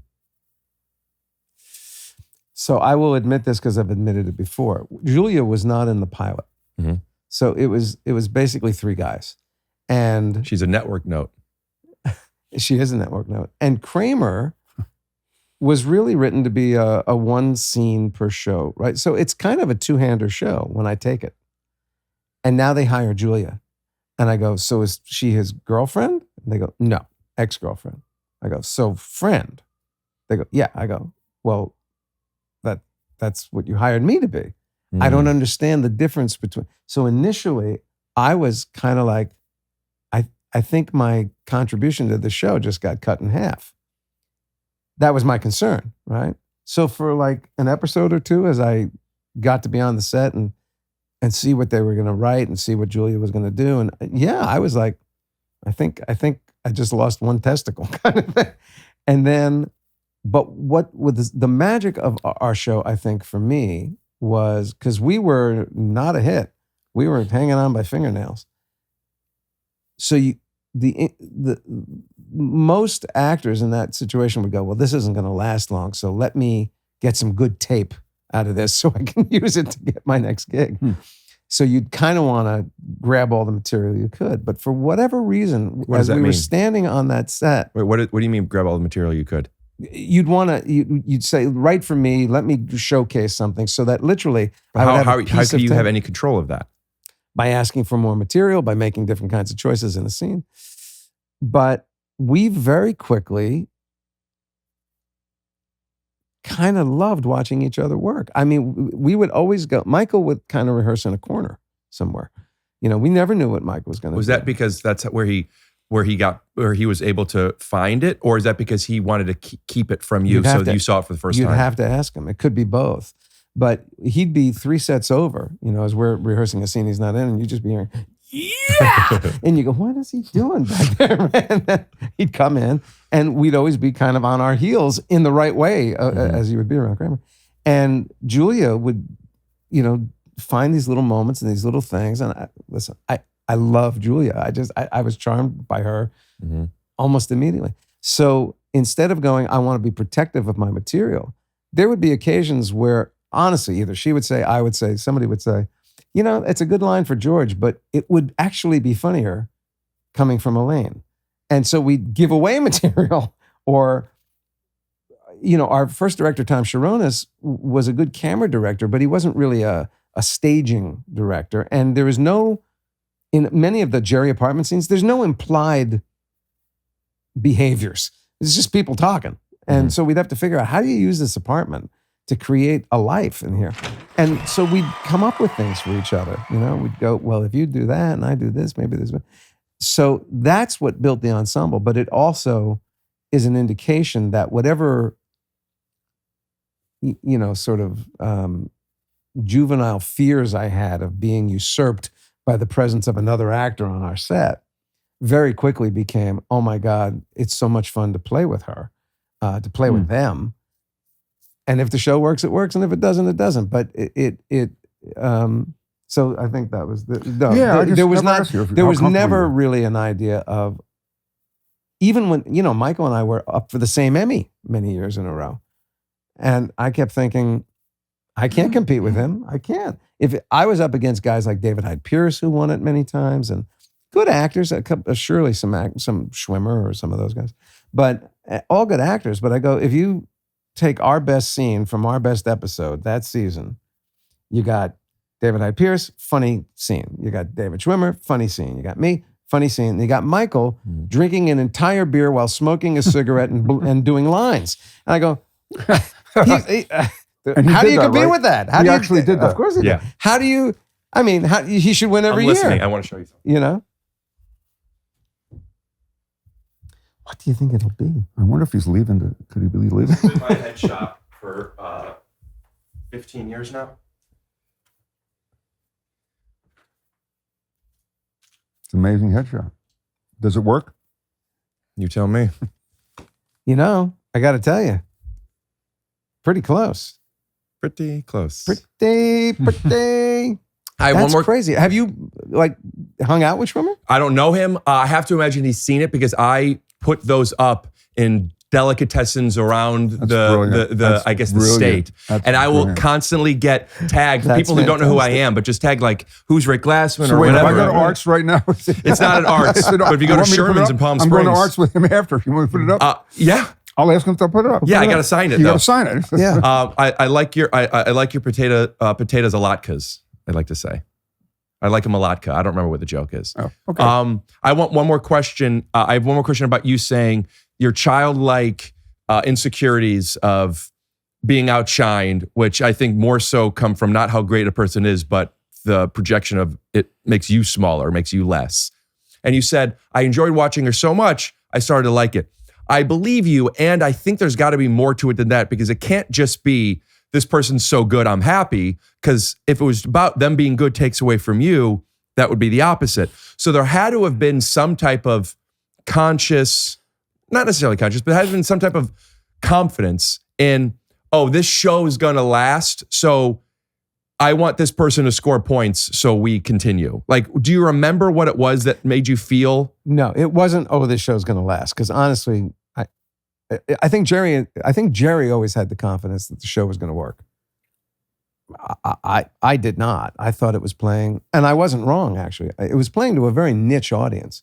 And unfortunately, it was a niche audience that every advertiser wanted, but that when we did the pilot and Jerry said, what do you think? And I said, I don't think it's going to go. And he said, you don't think it's good? I said, no, I do think it's good. That's your problem. I said, this show is designed to appeal to men between the ages of 21 and 35. And they don't watch sitcoms, Jerry. They're watching sports if they're watching TV, but they're not watching Alf, which was like the number one comedy when we did the pilot. I said, there's nobody there. And I wasn't wrong. That was the demographic that our show appealed to most. The reason we never got canceled, really, is because advertisers wanted that audience. So we could get enough advertisers to back the show because they were willing to try and appeal to that audience. But I think what turned me around, honestly, because again, we're talking over 30 years ago, and I was a very immature guy in my 30s in many ways. But what I was able to pick up on is what I was talking about before. Julia's work made me better because it wasn't selfish work. It was her doing what she does so well, created all kinds of opportunities for everybody around her to participate in ways that weren't on the page, and vice versa, I hope. But I've had the biggest crush on her for so well long. placed. She's like, when you think, like, I also, like my cousin, my partner doesn't have to be blonde and 6'3" and a guy, but I'm looking for my person, and there are some needs, one of which is funny. That's a dream. That's a dream. I mean, she's one of the funniest people in the world, but it doesn't have to be that funny. Not just because I'm crazy about her. She's one of the greatest people I've encountered in my career. Consistently. She is exactly what she seems to be. She's a guy's girl. She is tough, strong, funny, incredibly sensitive, a great friend, a great mother. I'm sure a great romantic partner. I mean, she and Brad have been together since they were in college. I know. And a good leader when she's in a leadership, place. Her ethics and morality certainly line up with what I would like mine to be. So it's a well-placed crush, my friend. I've I've met a fair amount of people that, as I've been working in this business, where it's like, oh my gosh, I got to meet this person. It's cool. I got to work with people. That's usually where I meet them. Yeah. One of my coolest Hollywood experiences wasn't even a job I got, but Allison Jones, who casting director, who's gotten me more jobs than any representation I've ever had, who has brought me in straight to the people. I got to do a scene with her. I didn't get it for Veep, but just doing a scene is one of those things. Like, it wasn't even a show I was in. It was just getting to do this. Yeah. Dude, so cool. I want to ask about your relationship stuff. And first, let me say, how's everybody feeling pillow-wise, drink-wise? I have to sit up straight. I realized, it's hard. It's hard. I was slouching, Me too. which is going to make my stomach look fatter. You know and what? Also, back pillow. I don't would be need a good. pillow. I just needed to. This is a little bit. It makes you push. slouch. Get It it up. makes you slouch. It does? Yeah, that's what happened All to right. me too. So You need a pillow? Wonderful. Thank Yeah. you. What's on your phone? What was so important? You want to know? Yeah. Laurie, our producer, saying, is Jeff Dunham bringing him one of his puppets? How would you know? Mine's off. Mine's on do not When you disturb. have your, there you go. Right, there we go. When you have your phone off, Mine is right? the tallest today. Rick, when you're taping, Yes. are there any numbers that do Who's cut got through? a really no really patch? Oh, because I gave it to him. Yeah, that's wonderful. Oh, that's so sweet. But you have Look special at that. rings that come through because they're that important? I do have favorites, and But an emergency number that comes that will ring. If I'm not mistaken, they call once, it doesn't ring, but if they call twice, those numbers do See, ring. I have 3 people I never that did even that. on do And- not disturb, it'll ring through. Can I guess who they are? Sure. Peter? No. Me? No. Noah? Yes. All right, we'll leave it at that. All Yeah, right. there you go. And now I'm guilty. Should I have numbers like if my wife calls or my son? Should it? Yeah. Peter, you do you. What can I say? Okay. Make sure you guys If stay I were focused. Tommy, I would like to think that I could get through. So you're saying, do you? But now I will guilt you for the next 25 minutes. I mean, if you're asking for guidance, for marital guidance, because now I'm just thinking he had his head. He was bleeding. I couldn't get you. And now I'm going, I was doing I was in a This is a podcast. nice podcast. It's a good podcast. So, and why do you have a puppet? We never asked you that. I use them in my act. There you go. I've never seen that. Can I ask you a question before we leave acting?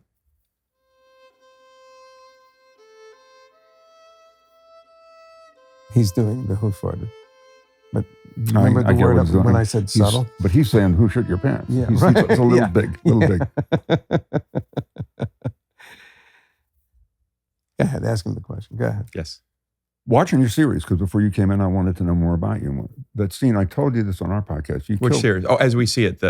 You killed me in that show because the character you played was in pain, obviously. But there was a scene, and we talked about on the other podcast. It's from her. Were you, I don't know what you're doing, reaching for my crotch. No, I thought it's your house. You said he was good. I thought he was. But when the give you a dad, little because handy. as a father, when the dad's talking about worrying about you, what's every nightmare, and I won't go into what challenges we each have with our children or whatever, but that scene, I don't know, it impacted me so big, and I usually don't tear up and lose it. Where it was hard to watch because it was so real and you were so good. Thank you. In that every parent's nightmare is he's challenged. I've lived with it. I help him. I pay for him. I do whatever. What's he going to do when I'm not here? And that was what that scene, and a hard scene to play. Mm-hmm. Did you love playing that character? That character was really, really an amazing character. Yeah, I love playing that character. I was able to bring a couple of neuroses that I actually had into it and play it in a way that there were certain things that I used to do as a kid that I tried to hide, tics, certain stimmings that I was able to do in that, and like it felt honest. What made that scene in particular work for me, not what made the scene work, what made me be able, as an actor, connect in that scene was, and I remember that was the first episode. I didn't know Joe Mantegna very well, and I asked him if he would, for at least 5 or 10 seconds, like very like specifically, will you make eye contact with me during that?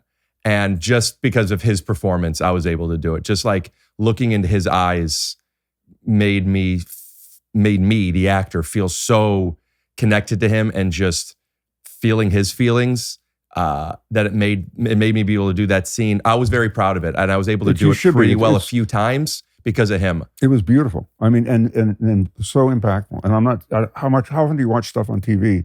That's where you awesome, go, man. Thank you so much. God. As a parent, I would be as equally complimentary, but I haven't seen it. I'll send it to you. It'll blow you. I guarantee it'll blow you away. But I'm sure you know that Joe has a grown Yes. child who's very much on the spectrum. I'm sure that scene was very meaningful to him as well. He's unbelievable. He's a great guy. It was one of our guy. first things that we did together, and scenes that we did together. And I remember thinking, like, because in rehearsal we made eye contact, and the rehearsal was so good. Jason Kadam's the creator of it, and he even said I should have been filming that.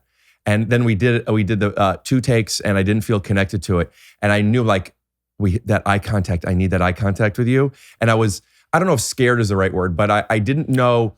I had done one show before where I was the 6th lead in every aspect of what that term means. But this, I'm first on the call sheet. Am I allowed to ask for things? Right. And I even said, hey, can I ask you for something that it's going to sound like I'm giving direction? I'm asking you for help. I remember I was nervous as he goes, ask me anything you want, whenever you want. And just the way he said that, I'm like, okay, could you make some eye contact? I remember I said, he goes, absolutely. And every take he did. And that's the thing, what we were saying is giving as a gift, something which he did in the scene, but also as an acting partner. Like, he is so paternal, I think, as a person. Do you know Joe Mantegna? I've worked with him several times. Yeah. It's like, it worked out with what the relationship was. He's so sweet and nice, and it just made those moments. It's like, oh, I mean, he is acting, but like this guy, he's taking something as being a dad. It was real. Yeah. It was real. So, I was so proud of that thank show. you for that. I mean, as a parent, it gave me something. You know what I mean? So thanks. Yeah, thanks, man. I want to ask you now, because you made a joke, a slight one when I first met you guys, and then at the beginning of this, 10 out of 10 or 9 out of 10 people when you walk in a room know who you are and not with you. And you guys are a team in multiple ways, but as podcasters, do you find that when people come on the show, is there a dynamic that you like or don't like? Do you feel second position? I don't. I never feel, I felt like I'm with my best friend. Mm-hmm. So as he said with acting, when Jason scores or has something fascinating, like this, I'm watching you, I'm sitting here and you're asking him about Seinfeld. I always learn something that I didn't know about him. We did something yesterday. We had Pete Holmes on. And he said to me, they were talking about therapy. And he turned to me and said, have you ever had therapy? Why don't I know this? Have you had therapy? I always find stuff out about him. Who's never done therapy? I asked Peter, I didn't know, because Pete Holmes and I were talking about therapy. I've been in therapy for, I don't know, for 20 years. Yeah. I had no idea if this Peter had ever been in therapy. He's one of my you best seem friends. like you absolutely have been in I therapy. had been, I'd done therapy, not extensively because I'm a cynic and I talk myself out of stuff and the internal, will screw me up. And I just paid how much for this guy to ask me that? It's hard. I'm very resistant. But to your point, I find him, I love hearing when he scores, like the show that he did when he played the motivational guy. I'm in a room with 10,000 people, corporate gig. Corporate He's gigs getting of ready to 10,000 go. He's people? getting to 5,000. We did some big ones. He's on getting ready. I'm sick. I'm going to be thrown up because I'm not worried about how he's going to deliver. Is he okay? Is it going to be funny? Did he get the laugh? So the best joy for me, I got to tell you, Rick, is when we're doing something and I can say something and he goes down. He goes down. I just hit it out of the park. But he's educated and asks great questions. And when I'm listening, I'm learning too. So no, there's never been that. I joked because the podcast world and you got awards and stuff. I'm not competitive and I don't want to know numbers and I just want to do it and be okay with it and have a good time. So I never look at that stuff. Jason said, let's just do this. We can have interesting people on and we can hang. And I said, our podcast should be called George Costanza and a Guy You Might Know. Because I'm not the draw. In LA, I'm known kind of because I was in radio for a long time, but Jason's known and I'm proud of him for being known. So no, I never feel like, oh, he's getting the attention. So no. George Costanza, the Guy That You Don't Know. My first sketch group I did with one of my best friends, John DeWalt. We're both the Guy That You Don't Know. And our group was that guy and his friend. Oh, that's hilarious. Yeah. That's hilarious. Yeah. I don't know if I even would have thought about it, but you made that joke up top or that point up top. And then we're talking for a little bit. And then we got into Seinfeld talk for a little bit. And then there was a couple moments where I wasn't completely present because I felt like I want to include, but that's not my job. And I don't think you don't feel included. No, I'm just not talking at to you all. for a minute. But I did start to feel a little bit insecure about not everybody being included, which No, I just look wanted what to happened. acknowledge. Look what happened. You were asking interesting questions that took me to the place of, I never asked you about this on Seinfeld. Did you ever feel that Matthew Perry thing? So, because when I'd go see the tapings, these were people having the best time in their life. And also, if you've never been on the top hit show, on any show we did, Craft Services is a licorice thing. What do you mean is a licorice? Oh, you're saying the all you have tub on of licorice. Craft Services is where you go and you get your cheese, snacks and Probably, stuff while probably some you're working. cheese nibs and bagels that I think came from another show that they didn't finish that was taping earlier. Seinfeld, picture a table that goes to infinity The buffet at the Bellagio. and has everything on it. We're not talking catering for lunch. We're talking Craft Services that's always there. No. On Seinfeld from basically season 3 on. If you watch season 3 to season 9, you'll see me blow up like a tick.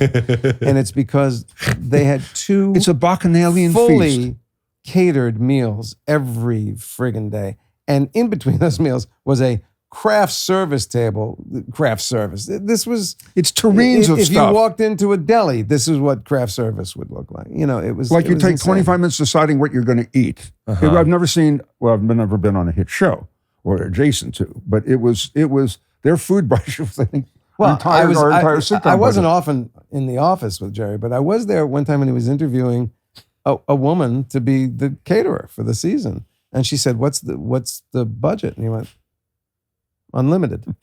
And he wasn't For kidding. scale, what is a budget for a typical network show that's not a back hit? in that day. I don't know. Listen, with a crew, my guess is if you were spending more than $5,000 a week on craft service, something was wrong. Okay.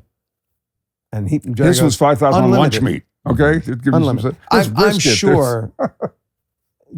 I'm sure there were weeks where we were spending $20,000 a week on catering for a bunch of people who ate on the way in.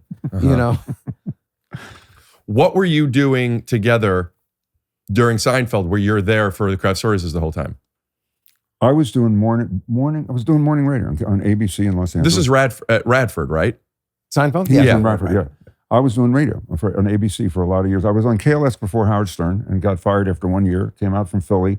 Never did radio before, but they heard me do production for ads and stuff, and they thought it was really funny, and I'd won an award in Philly. So they said, "Want to do morning radio in LA?" I went, "Yeah, sure." And I came out for the free ride thinking, I'm not doing this. And then it was like, why don't I try this? So I did it. I got fired after you're doing KLSX, the pre-Howard Stern.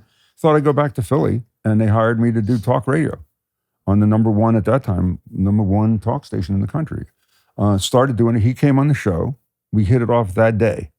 And as he tells it, we walked to the car. You tell it better than I do. Well, I was supposed to do 10 minutes in a segment. He had, I think Pete had a 3-hour show, and I was in the second hour.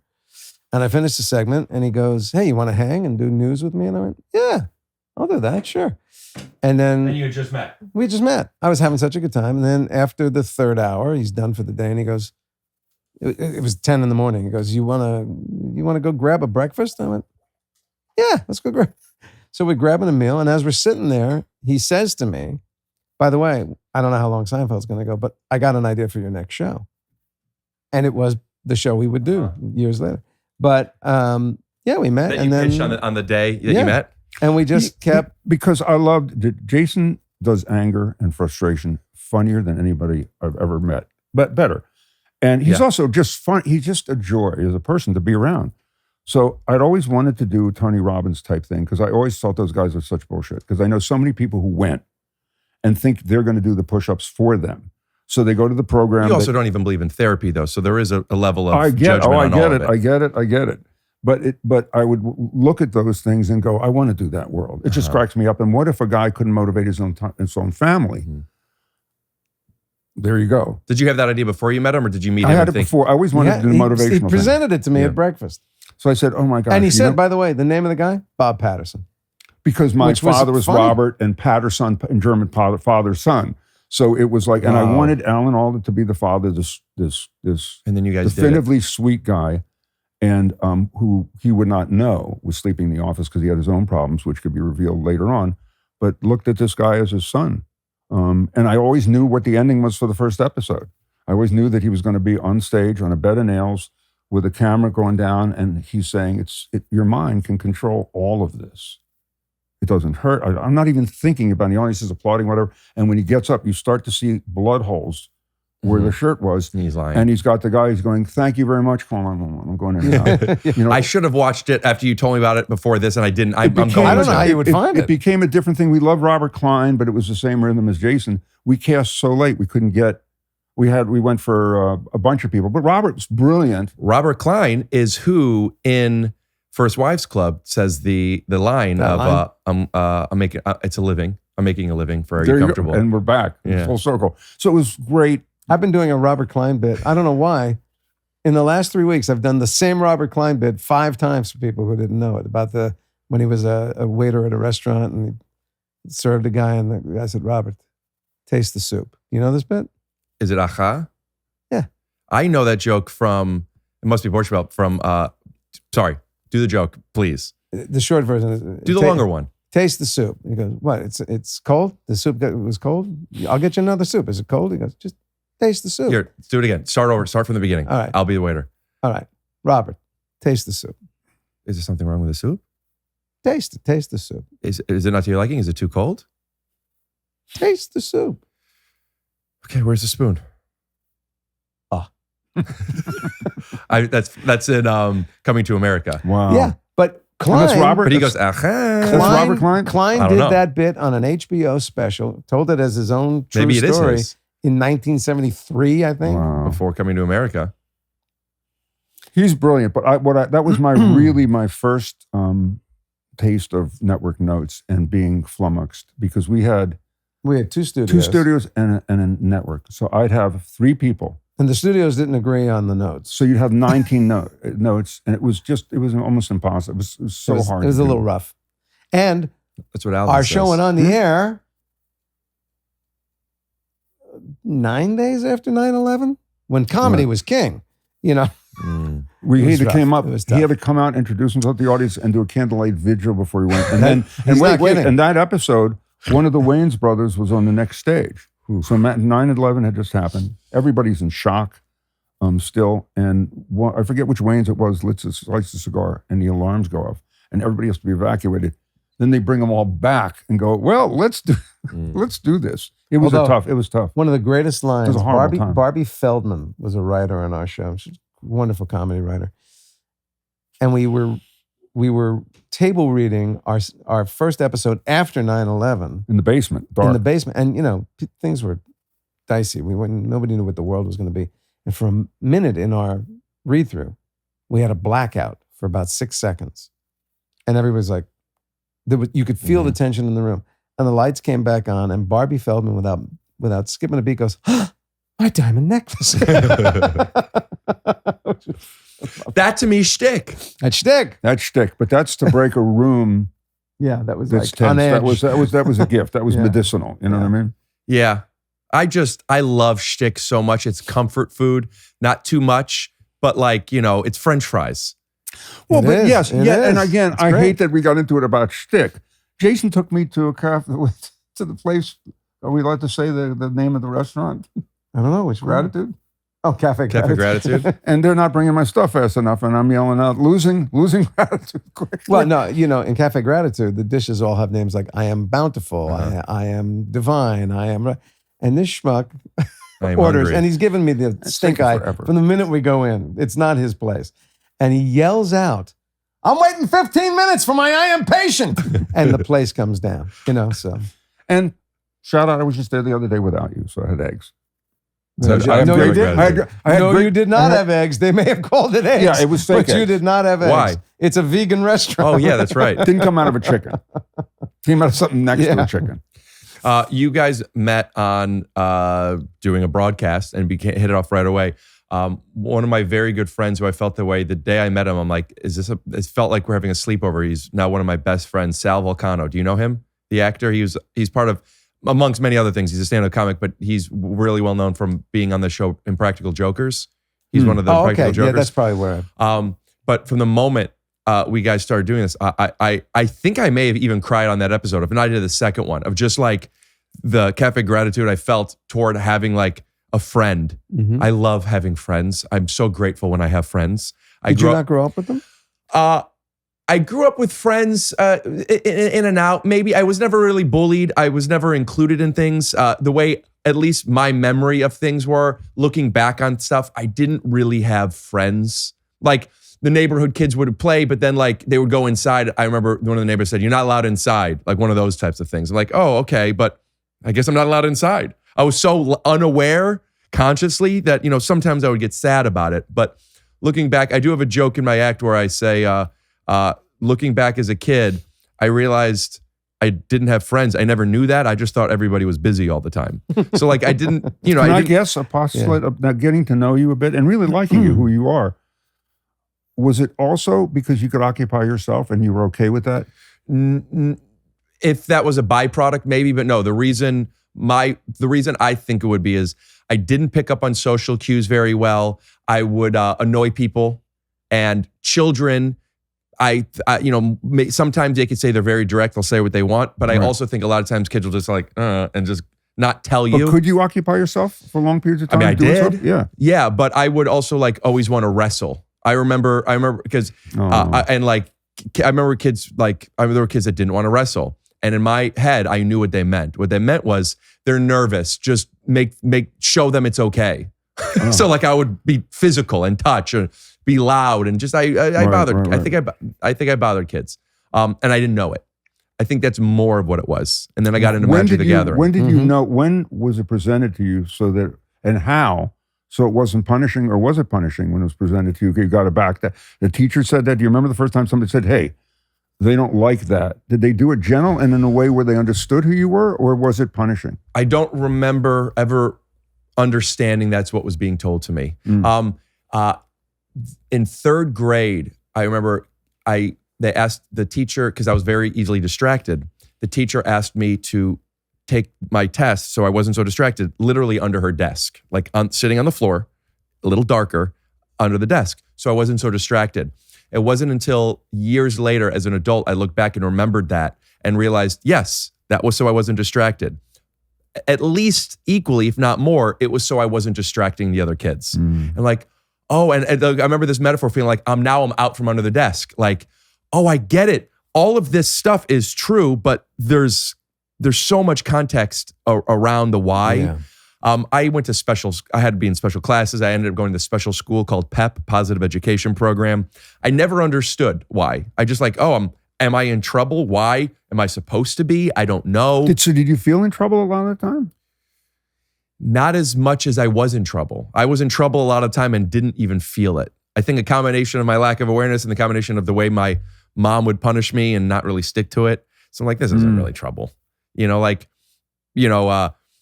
I remember I was in the special class before I went to PEP where I paced around. You're not allowed to. And they put painter's tape around my desk and I'm not allowed to step 1 foot outside of that painter's tape. So I would crawl around on my knees. I didn't do myself any favors, but I was restricted and always trying to find ways to beat it. Wow. And doing bits because I did have some champions. I remember the vice principal in high school. I would be sent to the office, but I'd make him laugh. And like, if you're funny, it's okay. I'm going to special schools. I don't have friends, but oh man, comedy's king. But then you realize being funny is great. Playing is great as long as you're not stepping on somebody else's toes. And my big journey was figuring out, when am I allowed to make my choices? When is it that I'm making my choices that I'm not taking away somebody else's or forcing them to respond? Pardon me, I'm talking a lot right now. I want to say this one more thing. I've said this on my podcast before, but I may have told you this because I know you know Jackie Tone, a very good friend of mine and my ex. I did a joke when I met some of her friends and she didn't love the joke. Not that big of a deal. Maybe I told you this, but it was a big learning moment for me because I'm like, the joke I did is totally fine, but it's her group.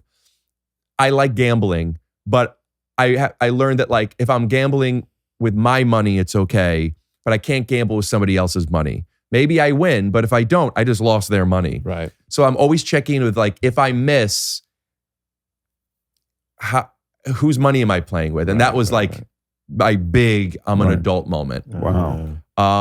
But I do still very much hold on to how important friendships are, which is no more specific to me than anybody else. That's just my version of it. And when I realize I have a friend, or when I realize you're my friend, like I'm feeling emotional now just saying, like, you're my friend. Like, it's just so nice to have friends. It's really important, man. Yeah. He's helped me through a lot of stuff without judgment. Also, I think I always had at least a friend when I was a kid. When I walked into the world of school theater, community theater, I was 12 or 13, and I had no tribe up until that moment. I felt very alone, isolated, scared. And now suddenly I'm in a world where I'm accepted and I'm liked and I have camaraderie with these people. But I didn't start to understand what a friend was until I was in my 30s. I had a lot of stuff in the way. It is very hard to have a friend. You have to.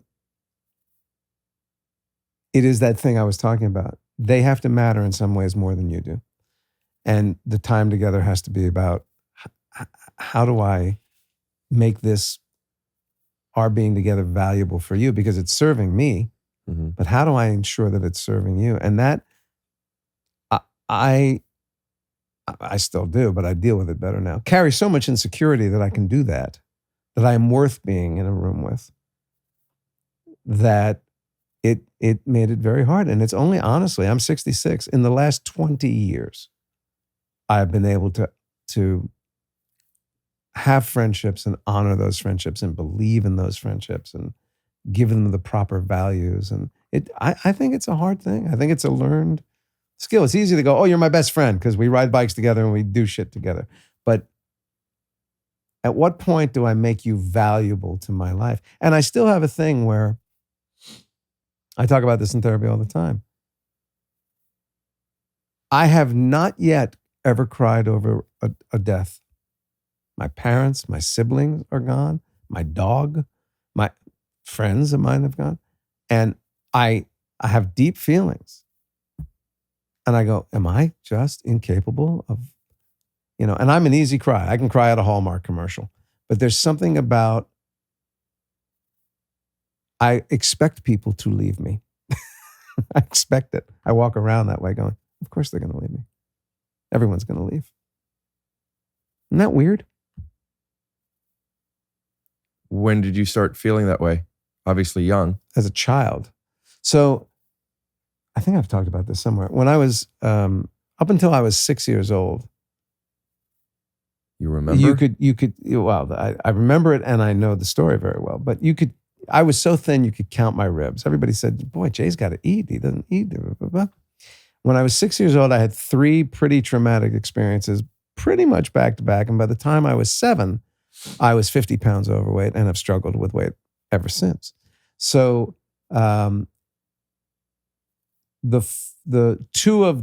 all 3 of those traumas were about loss.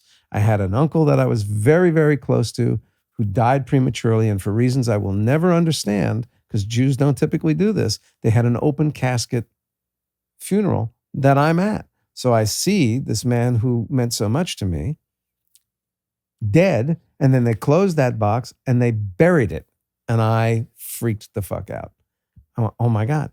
Then a few months after that, I was a latchkey kid. My parents both worked, so I would come home to an empty house and I would basically be by myself until my parents got home. So if my school day ended at 3, I was home by 3:30. My folks would come in around 6:30, 7 o'clock.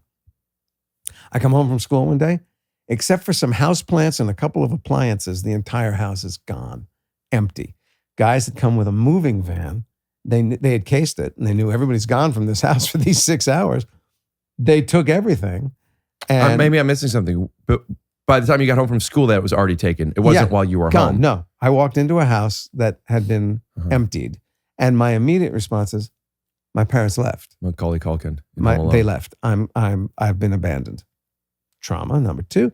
And a few months after that, my dad had a massive heart attack, almost died, was in intensive care for 3 months. And my assumption was he's not coming back. And so those 3 things back to back, but they're all about loss and abandonment, loss and abandonment. And from that time on, I do believe my internal voice goes, everyone's going, everyone's leaving you. You are alone. Count on no one. Nothing. And by the way, they're leaving you because you're not good enough to stay with. So you want to talk therapy, and so when Peter and I talk about a friendship, the fact that there is nothing I can't tell this man, nothing. There's nothing I can't explore with him. My greatest insecurities, my greatest fears, the triumphs, was I a good father today? Was I a good husband today? Was I a good friend today? Was I a good actor today? This connection of going, I got you and I'm not going anywhere, had been incredibly rare. Either rare in my life on a real level, or my inability to take it in. And Pete was one of the first people who really sort of pound his way in there. And then I realized there were more people as well that I could have at least a semblance of that relationship with. Peter, what value does he offer you as a friend? You just heard it, that he's that open. And he's also not mercurial. I'm neurotic. I grew up in a family that lost everything because of Hitler and all that. So my house was similar. Don't get close to anything. Your parents are from Austria. So they had to come here, lost everything, started over. And my house always had that cloud over it, which was don't get close to anything. It's going to go away, because it did. Don't get attached, because they're going to go away. So I was always a loner in a family. And I am, but I'm not, because I love my family, I love my kids, I love my wife. But friendships, I've had friendships, but again, like Jason, into my 30s, I'd never had a connection to that point where you're all in. And he can't say anything that can piss. Does he piss me off? Have we had fights? There was a fight one day. I drove from Hollywood back to the Palisades, which was an hour, screaming at the top of my lungs. And the minutes it's over. I've never had that before where it's over. It's out. You get he's told me so. It's out. There's nothing, I don't have one thing that I'm holding that I haven't told him. And when I tell people, oh, Jason's going to do this now, they go, I go, no, I just said that to him. It's not a secret.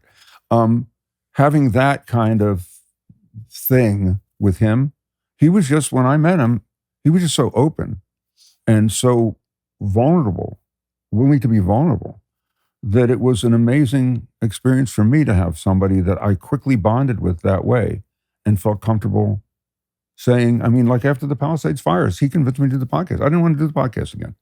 I thought it was everybody's doing a podcast. Everybody's cousin, brother, the guy at the gas station. I can't pump now. I got to go do my podcast. Which it's, by the way, it's the 76 podcast and it's good, but go on. I always wanted to counter behind us while we did our podcast, the swirling, the showing the number of podcasts that are going, just being added while we're talking, and then stops, goes down for, and then starts swirling again. So I never knew, because I didn't know what the message is, how important is it, what are we going to do? And I had just been in one room with the family, not knowing what's going to be, having to throw out everything we own in that. And Jason just called and said the right thing.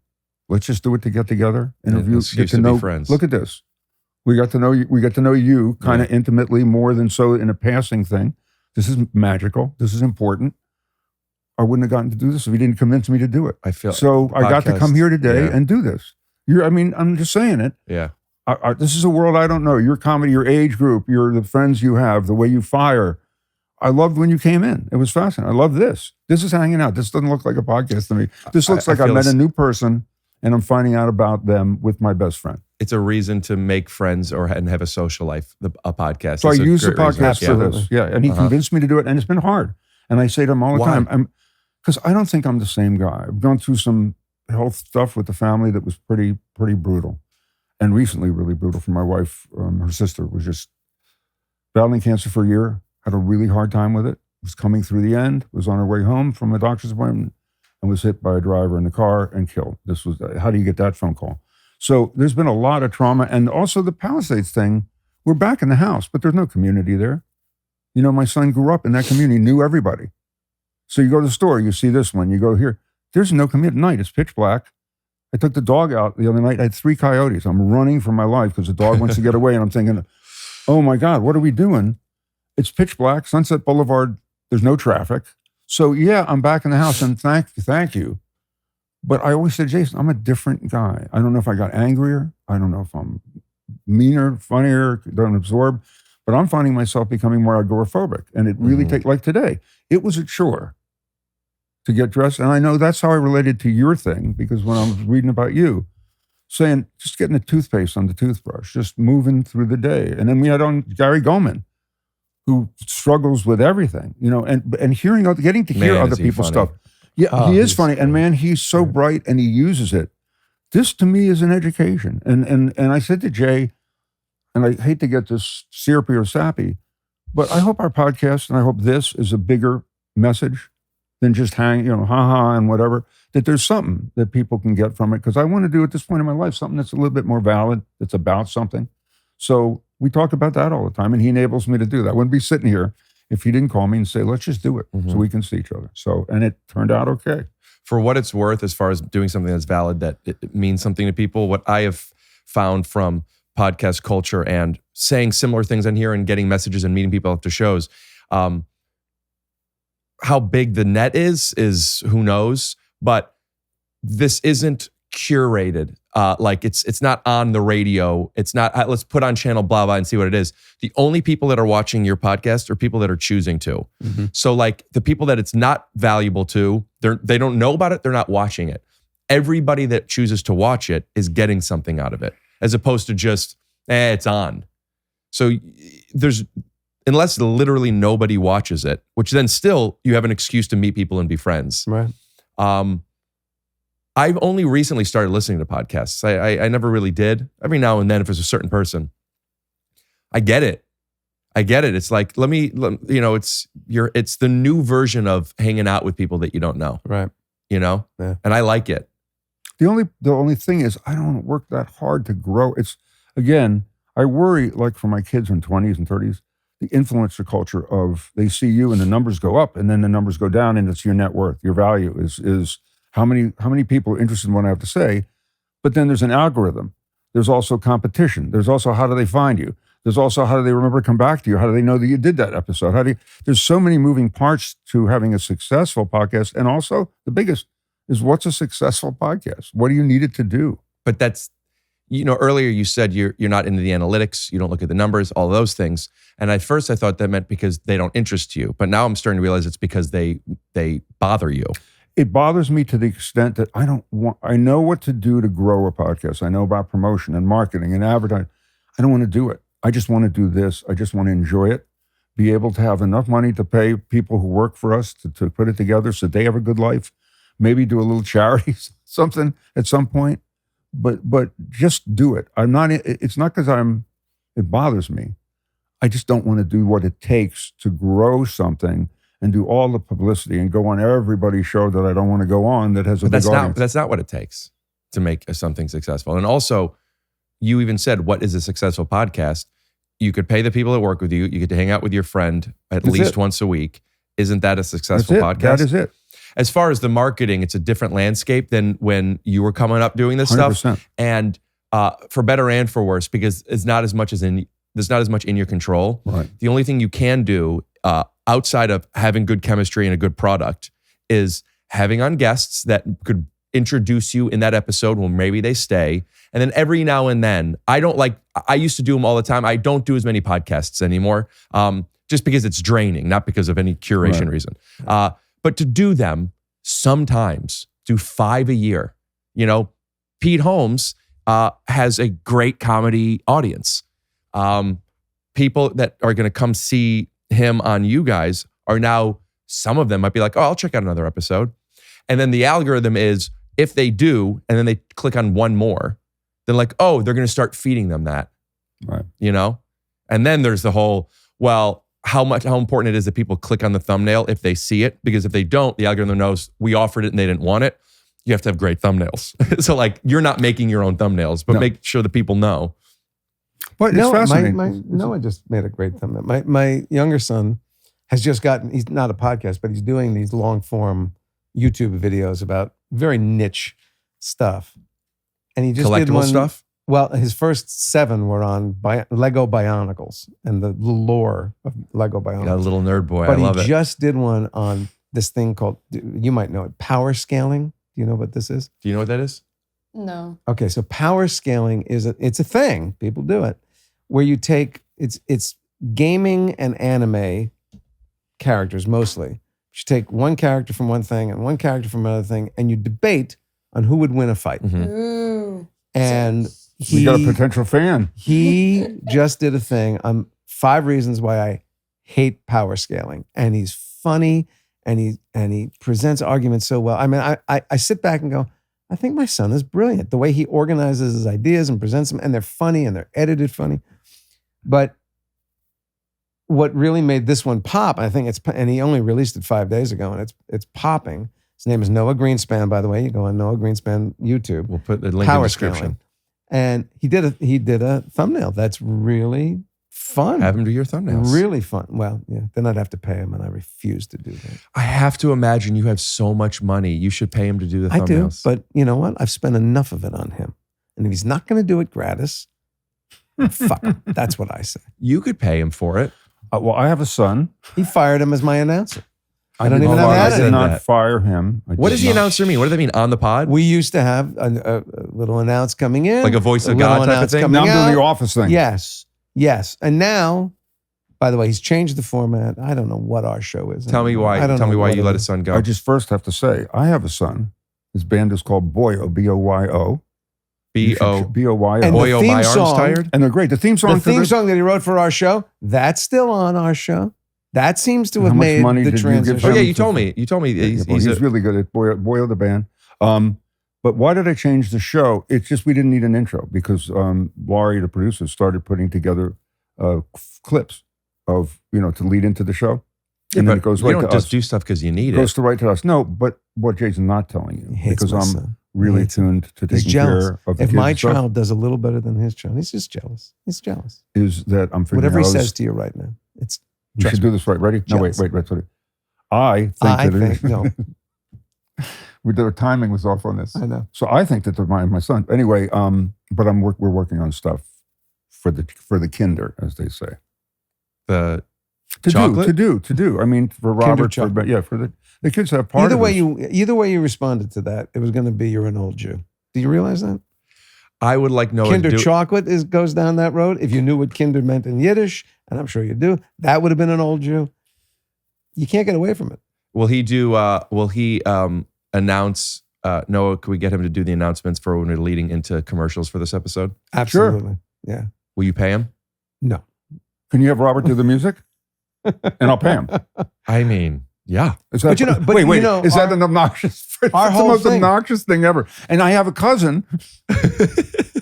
Could he make sandwiches when you know, Okay, you never know remember how he that, said- you never know that, like you're talking before, you never know the parameter when you've overstepped. Just like wrestling, when you were wrestling with kids. I've just done it. So our thing, I'm not even asking for a favor, but I do have a cousin who makes fancy sandwiches, and I'm going to take care of it. Your being on our show was already an argument we had. Tell me about it. So Really No Really, which is now in its third year of production, had a very simple premise, really simple premise. Peter or I would hear of something that we go, really? No, really? It just didn't make sense at face value. Mm-hmm. It was usually a topic or a thing or an event, right? And then, God bless him, my partner here would go and find somebody who had information that could give us answers about things. So Also, it could be anything like 3 years, you can Right. run out of guests that are that interesting. No, it's not But- that. We had, so we, it started with a Jerry Seinfeld stand-up bit about, he does a whole bit about why is it that the stall door doesn't go down to the floor in a public restroom? And we went, yeah, really? No, really? So you can why? see if somebody's in there. So that's not the answer. we got That's the not format. reason. And what I do, and I may say, Jason's, You are a great researcher. Is this what you're going to say? do I go under and I've noticed. Well, you know why? In today's world, I don't want to put on somebody who's not credible or has an agenda, whatever. I go and I look at the videos. I see their college. I went what they did. I go to see what they. I want something real credible. Why are you bringing the woolly mammoth back? We got a guy from Harvard who should have never talked to us. The This head is of- like do you know about this that, is like right? the They're top trying to guy in the reconstitute the woolly world mammoth. at genetics, and he comes on. Jurassic and you go, Park. It's fascinating. Pot. But it wasn't. That was the crazy thing. No, I'm saying it's like that. Yes. I did see that. And that's why when I thought, why are they bringing back the woolly mammoth? What the fuck? They didn't see Jurassic Park. So this guy comes on. He finds the guy who's heading up the team that's doing it. And our first thing, we think we're going to have fun with this guy. Oh, you never saw Jurassic Park? And he goes, yeah, we're not trying to bring back the woolly mammoth. We go, well, what are you doing? He goes, we're trying to save the elephant. And he explains, do with he goes in climate this change. whole thing about how the elephants are going to go extinct unless the difference in DNA between a mammoth and an elephant, 2% difference, but it enabled the mammoth to exist in cold climates. He said if we could give that ability back to the modern elephant, Wait a we minute. could relocate them and save them. Science is able to take the species of elephant and make them a little bit more woolly, but we Yes. still can't regrow hair. Correct. They're trying, boy, if they That could, is correct, sir. that would be the thing, man. So- That's correct. Yeah, I know. You want to hear some relationship to that? So when I was in college, I didn't know what I wanted to do. My mom got Parkinson's disease, and I started studying physiology. And I'm starting a master's program, and I'm working in the lab with guys doing research, lesioning rats' brains and stuff to find the breaking thing to get past the blood-brain barrier, so you could give it a precursor which turns into L-DOPA, because your brain wants to get it out right away. The guys in the lab, all they would talk about is, yeah, this is great research, and all the cancer research is great, but the big money, hair. If we every day, all I heard is Yeah. we got to figure out how to grow hair. It sounds like they're the L-Dopa. But anyway, cut to, we're doing topics like that for 2 years. Now he goes, let's have Rick Glassman on. What's the really no really about that? Now, you had one. You had one that was actually interesting to us. A lot of people don't realize, they don't believe, and pardon me, but my audience knows how large my penis is. And it becomes, because there's this thing about Right. Jews with their penises. Right. And that's with Really no really. snipping. And we So found out once he we heard exaggerates. that, He we went, exaggerates. Yeah, "Gotta really, have no, more." really. But we're starting to invite a lot more comedians on for several reasons. But the show is in transition. And so with Gullman, we wanted to talk about you literally put yourself in a hospital for a year and a half from such crippling depression, and yet you made comedy. So we wanted to know about that. With you, you're very open about being on the spectrum. We wanted to talk about that. The other thing is, I've been friendly with Robert Hartman, who owns the Improv, way before when he didn't own the Improv, but we were going to do a show from there years ago, whatever. And I said to Jay, I'd love to do something with them because they got so many up-and-comers. And when I came to LA, all these guys who became big were just coming up. And it was a joy to discover comedians that nobody knew and watch them ascend and become this thing. So that's fascinating to me. And the joy of comedy in today's world too is important for me. What Jason didn't mention, like with the Woolly Mammoth stuff, I don't do it for comedy. We figure we know. We'll be funny. Because not even hopefully. the dog is here. But it's anymore. I know. That's Where's the dog? Right? I'm missing. Alvin went, these guys are SD talking card. about therapy. Wait, one second. Say it again? SD card. Yeah. What happened? You got a cake coming out of the oven? What are you doing? He's got to switch cards. We've been going so long. I left right here. Ran out of tape. Oh, you know what? That one there. Now I Thank realize you. why I'm Can I hungry. I've format been sitting this? there for 2 hours. We could end it in a second, or I could give you a snack. Don't give me a snack. What are the snacks? What are the snacks? I could take it for the road. He's got Funyuns. I got a Funyun right here. It just doesn't. Yeah. Have you ever had a thing with No. that? Never. I told you what I am. I know what you have, but this doesn't. We got to split bueno. one. That's There's it. two. Bueno. I was making a Kinder callback, but no, I have. You don't need. That's. I'm gonna eat this. What are you kidding? You want some Kinder? I'm good. Yeah. I'm actually good. Yeah. I'm gonna have a little Kinder.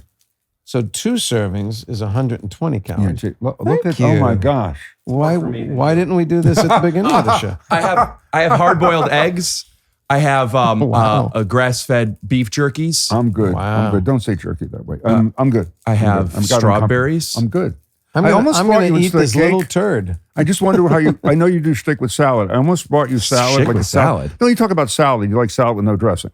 I don't know if I talk about it. I just don't. I'm just saying. I almost did salad, but I almost bought you a big thing of cherries. Would you like that more than if they're, cake? yeah, That's if what I they're thought. organic, not more than cake. I'll eat that. But I'm good at. I don't eat treats when the sun's out. I don't need them. When the sun goes down, I start to crave Can them. I tell you something? This is all my right. first Kinder Bueno. They're very good. Okay, I have to tell you something. I'm sure it's fine, but that's been sitting around for a while. Who was president? I think Trump the first time. Yeah. That These is don't go bad. They're like Twinkies. They're It's not going bad. without a doubt my favorite. And we'll be turning your microphone down. Don't worry. Okay. My favorite over-the-counter candy. Like I love donuts. I love properly baked stuff. I love a grocery store packaged cake. If I could pick There's any little Zets. You catch it? I bring it. How generous. How Right. generous. Yeah, How gracious. right. How gracious. Oh, you brought cake. I'm playing into it. I do I want you to know, know I I'm know. going to get stoned and I'll eat that in 2 sittings. God bless you. The Kinder Bueno bar in particular is by far Let me see this my thing. favorite. My favorite. Like if you can get Very a chocolate. That's very good. Is this German? Is it American? Is it, what is it? Where is it? I Kinder? think it's Swedish. Let me see. I can't read it. I can't. Well, Wow. What? you're handing it to me. Where Like, do they make Kinder Bar? Yeah. Where do they make Kinder bars? I think you're right. It's maybe Switzerland. this one's Parsippany, New Jersey. Well, this one says Or Illinois. that. Where the historic birthplace of Kinder headquarters is the Pereira group, which is Italy, like Raggio Ferraro. Yeah. Which I think is also the actor who plays Turtle in Entourage. Right? Okay. Okay. Jerry buy that. Ferraro. All I know I'll is buy this is the Ferraro group. His family's worth. You are correct. It billions of says dollars. that, but this is the Ferraro group from Parsippany, New Jersey. A town I know very well. And what's funny is they're probably making it in a plant where people are wearing headgear, and you're going, "This is the best candy I've ever had in my life." What does that mean? That it's toxic. Like Jason says, it can last 40 years. What food do you know that lasts a long time? That is like, our priority here is By the health. way, I is only health. ate one, so there's one in here. And I'm for sure you. it's healthy for you. As in my mother would food. say, filleta. You know what would do that? Frozen.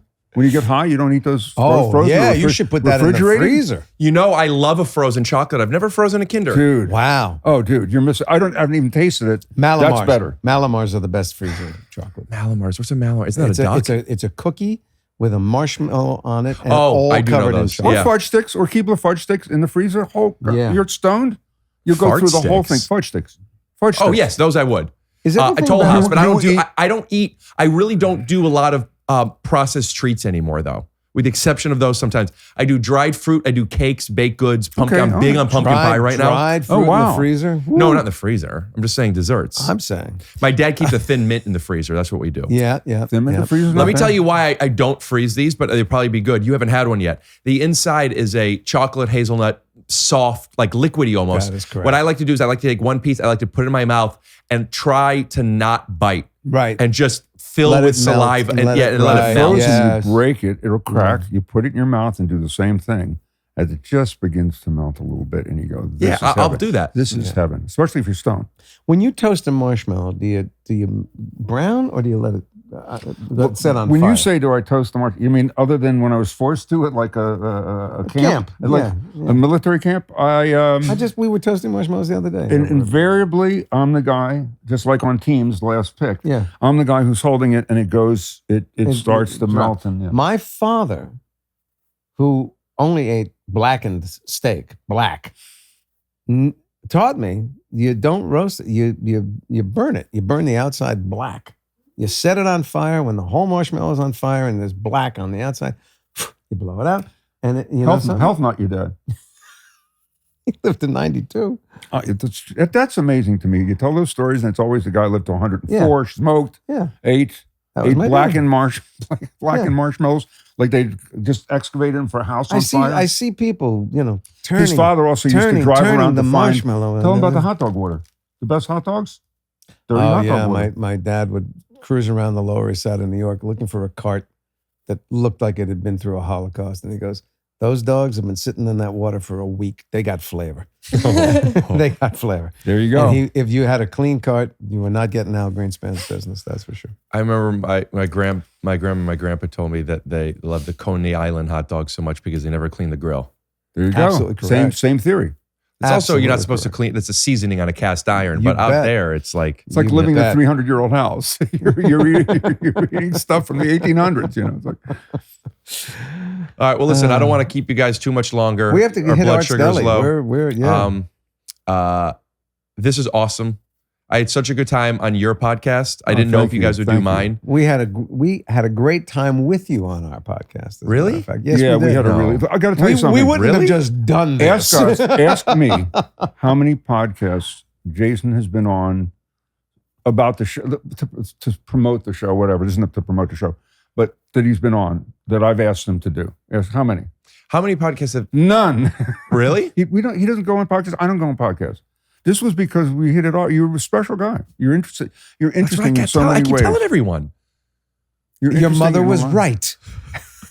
Yeah, she was right. You should listen to her. You have to let me do something. Okay. I don't know if they'll answer. Could I FaceTime my parents with you guys for 1 second? How would you not? How do you not do that? Look at this. It's just like... By the way, just as a NASA's professional, looking for you a don't man need like that this. much lead on the cord. What are you going out in the street to interview people with the phone? Wow. What are you doing? Where's the dog, by the way? I want the dog. Alvin. Come on, man. I came here for you. Come here, You Alvin. have to say it. Come here, bub. Come here, Bubby. Come here. Alvin, Come on. we Oh, my missed God. you. I missed you so much. Come here. Alvin. Theodore, He's got Simon. the same... You guys put your headsets on? He's got the Put our same headsets coloring on. as pugs. I thought you said Alvin, FaceTime. Alvin, come here. You got the tail going. Come here. You know what the dog is saying to you? You come to me. Come here. Alvin. Hi, Steve. He's laughing. Why is he laughing? I don't I was understand. expecting a call from Ricky, not from my hero. Oh, it's nice that Ricky's not your hero. That's You did the first way to lead as a father. That's good. How are you, It's nice- Steve? I'm fine, Jason. It's nice to meet you. Well, it's nice to meet you too. This is my partner, Peter. Nice to meet you, I think. Yep. Wait, He's got a good head of hair. Steve froze, and It's that's insane. an You're unfortunate going to have freeze hair frame. forever. It's unstable. Now he's got blur. Now he's moving in slow motion. Quit looking. Boy, this is really good, Rick. You got a hell of a setup here. Dad, is mom nearby? No, mom's at the dentist. But it's not 2:30 yet. Everybody Call who's the at your house. Call the dentist. What's the number? I wanted to call because Jason they were saying nice things about me, and they said your mother was right about you. Right? I said he's special. I said your mother was right. You are special. See? He's very special. Yeah, he Yes. is. Steve, may I ask, how did you make your way in the world? What did you do for a living? I'm using past tense because you look, I'm assuming retired at this point. I was retired 6 months. For the first 20 years of my life, I was in the restaurant business. Yeah. It was terrible. And then I went into the flooring business for my last 25 years. I sold area rugs for a living. I did very well. God bless. Now I got to retire and move to the desert here, and I love it here. Except it's 109 right Yeah, now. you're out of the season. Where is you? You're supposed to summer in a cooler climb. The rugs didn't do that here well. all year, so I can be close to Ricky and my grandson. Oh, that's nice. Oh, so there's a grandchild in the mix. My brother. I didn't know your brother had it. Nice. How old is the grandchild? Just turned 3. Mine is 3.5. Is that right? Yeah. They should start a You're going podcast through together. Just what I'm going through. The grandchild's a boy or girl? Boy, Gus. There we go. I have Bennett, and we'll get them together, and they'll pretend that they're Jewish. I mean, he's not They'll be really Jewish. comedians, right? Right. It's That's great very to see nice. you guys at Ricky's house. I Thank can't you. thank You certainly you want to ask Peter some Well, questions. Go enjoy ahead. and put on an SPF. That's actually I tell him every day. Wear tile. That will do it because it's just you're going to burst into flames where you live. Yeah, I know it. But I love it here. The vibe is great. It's just What's the vibe? everybody's- What's the vibe? It's very chill. There's Golf. no pressure. There's no stress. There's no traffic. Are you a there's no golfer? heat. Do you play golf? I suck at it. Yeah. But I'm trying. Sure, because there's nothing else to do. And when do you go out when it's not hot? Like 3:30 in the morning? I tell you something. Even we usually take a late walk around 11 o'clock at night up until about 3 weeks ago, and it's still 95 degrees there. Wow. But I say this, listen, it's better than 18 degrees and 12 inches of snow. I'll take the I've fun lived every that day. too. You're right. You're exactly right. So Daddy, I want to let them go, but I just wanted to call and let you guys meet for a sec. be healthy. You got a Great to special meet you son, man. guys, He's a and good I hope to dude. meet you in person one day. Thank you, Steve. This was the highlight of my day. No, my week, but the week is young. Mazel tov to you guys. Thank you very Thank you. much. Alavai. Next All right. year and And wherever. what's great is you can just tell your wife that she missed this phone call because she had to get a new and she'll crown. be pissed. I know Yeah. she's going to be so pissed Yeah, off. yeah. I hope at Thanks least a she lot, has a guys. clean bill of teeth. Today I had to go to the dentist. Of all days, today I had to go to the dentist. I love you, Dad. I'll call you This later. made my day. This made my Excellent. day. God Thanks, bless, guys. Steve. All right. Good. Take Hello. care. We'll Bye. talk to you some other Uh-oh. time. I'm hitting I'll end, and that was it. Boy, that was great. I know you're making a joke, but that was very cool. I mean, I'm sure you hear from everybody, so I don't need to tell you, but how much I had Shallow Hal parents. means to my entire family. I had parents. I understand what Yeah. this means. Yeah, but They're you know the gone greatest now. thing too as we're ending? The greatest thing is you walk through, like in Vegas, you walk through the mall there on the way to something, or when people see him, they realize to stand up, but everybody smile. As everybody breaks in. The joy. Because of me. Yeah. Oh. That's how I feel I when- was going to say because of me. And then you, when they notice, they go, And I'm wow, standing George." next to No, it's amazing. It's I feel that amazing. way. I'm maybe not to the same level, but whenever I'm walking somewhere, especially in the airport with Alvin, Isn't that I see great? people look at. I see people You go like bet. this. Look at this. I mean, And because look smile. at that. I know. Look at that. I know. Look at that. Look at mwah. Kippola. You are so gorgeous. Alvin, I'll give you $100. Oh You my bite him God. right on the Oh my nose. God. Right on the Oh nose. my It's God. impossible. What a He's too great- much love. What a great dog. What a great Gentlemen, thank you. Thank you. Alvin, Miranda, one. Miranda, Really, check out that podcast. My episode. Go over there and leave a comment and say Rick has a very strong presence in the podcast game, so they know, like, wow, it's a good thing we got Glassman on there. And by the way, I was a little concerned that the puppet didn't have the talus today. I normally don't show it because it's part of my act. My tour is Ricky's on the Loose, but I have that as the name, not the name. I'm getting ready to do my special, and we're gonna bleep it, but this is involved, and the name of the special is. So I'm starting to introduce him more to people. When are you doing this? When are you doing it? I haven't decided yet, but I want to film at the end of this year or early next year. I'm I want to actually be there. I want to be there. I want to see I it. think I'm considering doing it in LA. I'm on tour and I'm doing the Fringe Festival in Edinburgh this summer. And then I'm going to do Amsterdam, Dublin, and London, and just a lot of shows, like pretty much the entire month, every day in August. And then I think that's going to be like, I just did so many shows in a row, and I want to plan it after that. Normally I would make a pitch and say, "Oh, do you need a director for your show?" But I've watched the specials from all kinds of comedians, and I go, "What did they direct?" The guy is standing there, he's pacing around, he's got a microphone, he's doing his act. What do you direct? You got 5 cameras. You go, everybody, make sure you got them. Most of them. There are some special podcasts out there, and I've been watching a lot of them, and I'm trying to. I don't podcasts, yes, but we're I talking didn't mean specials. podcasts. I meant Special. specials. Yeah. So I don't think I mean, there's Bo Burnham had a special. That's a special. To direct. There are a lot of people that do. director. The Safdie brothers' new Sandler's new special is special. Uh-huh. There's ways of doing it. And I have been hiring people on the road to film my sets. I'm not even posting them. Right. With specific direction while also asking them to do some stuff. I'm just trying to find different ways. Yeah. Because it's very hard. In fact, I don't even think it's possible to capture a live show at home to have the same experience. By design, it's not the same experience. It's not communal. But how do I make it translate? Because a lot of what I do, probably other comedians as well, but speaking for myself, when I see it on tape, it's like, that's not what I'm doing. No live performance on television is the experience. But there's ways of getting it better. For example, what I have found is I'm very, very attracted to a handheld. I'm wondering if every shot is on a handheld. You can't. Then you're locked into that. Yes. And then you'll regret it. You should have, if you're going to do it, say it, but also have a couple stationers. Sure. But that's a great point. A couple of 3 extra, 5 extra, whatever it might be stationary. I love the idea of, because when you're watching, you're not watching it like this. You're watching it like this. You know, like you're looking around a little bit. Right. I like that. And there's other little things. But I saw you with the round. When I saw the first but- special I saw of yours was in the round, where you're saying. I think you were a camera operator on that. You do with Mike And, Falzone, and you made me laugh because you were referring to people and saying, I just wanted to see who I could beat up here. And I got a sense, because the payoff is I'm looking at that, like you're looking at. That's why I love that. That's why I started introducing them more here. Yeah. So the camera shots were pretty good on that. And I know that was a loosey-goosey, just a venue. Yeah. But it worked for me, because you go back and as you're turning, the camera's going to, so you know where it's going. The audience likes being a little bit ahead. So when the camera's going to the guy and you're going, well, let me ask you a question. You know, is that. You said the audience likes being a Could little you bit take your ahead. top off? Could you take your top off? Well, when you're doing jokes and setups and payoffs, a lot of times the fun of it is the audience is just a little bit ahead of you. They're anticipating a punchline and they're laughing. Right.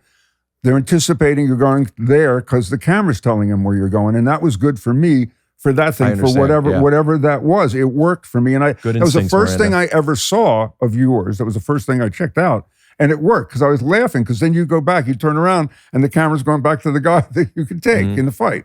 So that the laugh was even just the angle. Just that you're looking at that guy. There's so many ways of getting it that I don't see in specials much, and I don't know if it's even possible, but I am curious about that. Will you do one thing, because you're the kind of guy who likes to experiment. So we had done music videos for Brad Paisley. I've done a lot of his, and we were lucky enough to You win. directed music videos? I let him, I introduced him. And I won a country music video award. And guess who was a backup singer in that one? Keith Taylor Urban. Swift.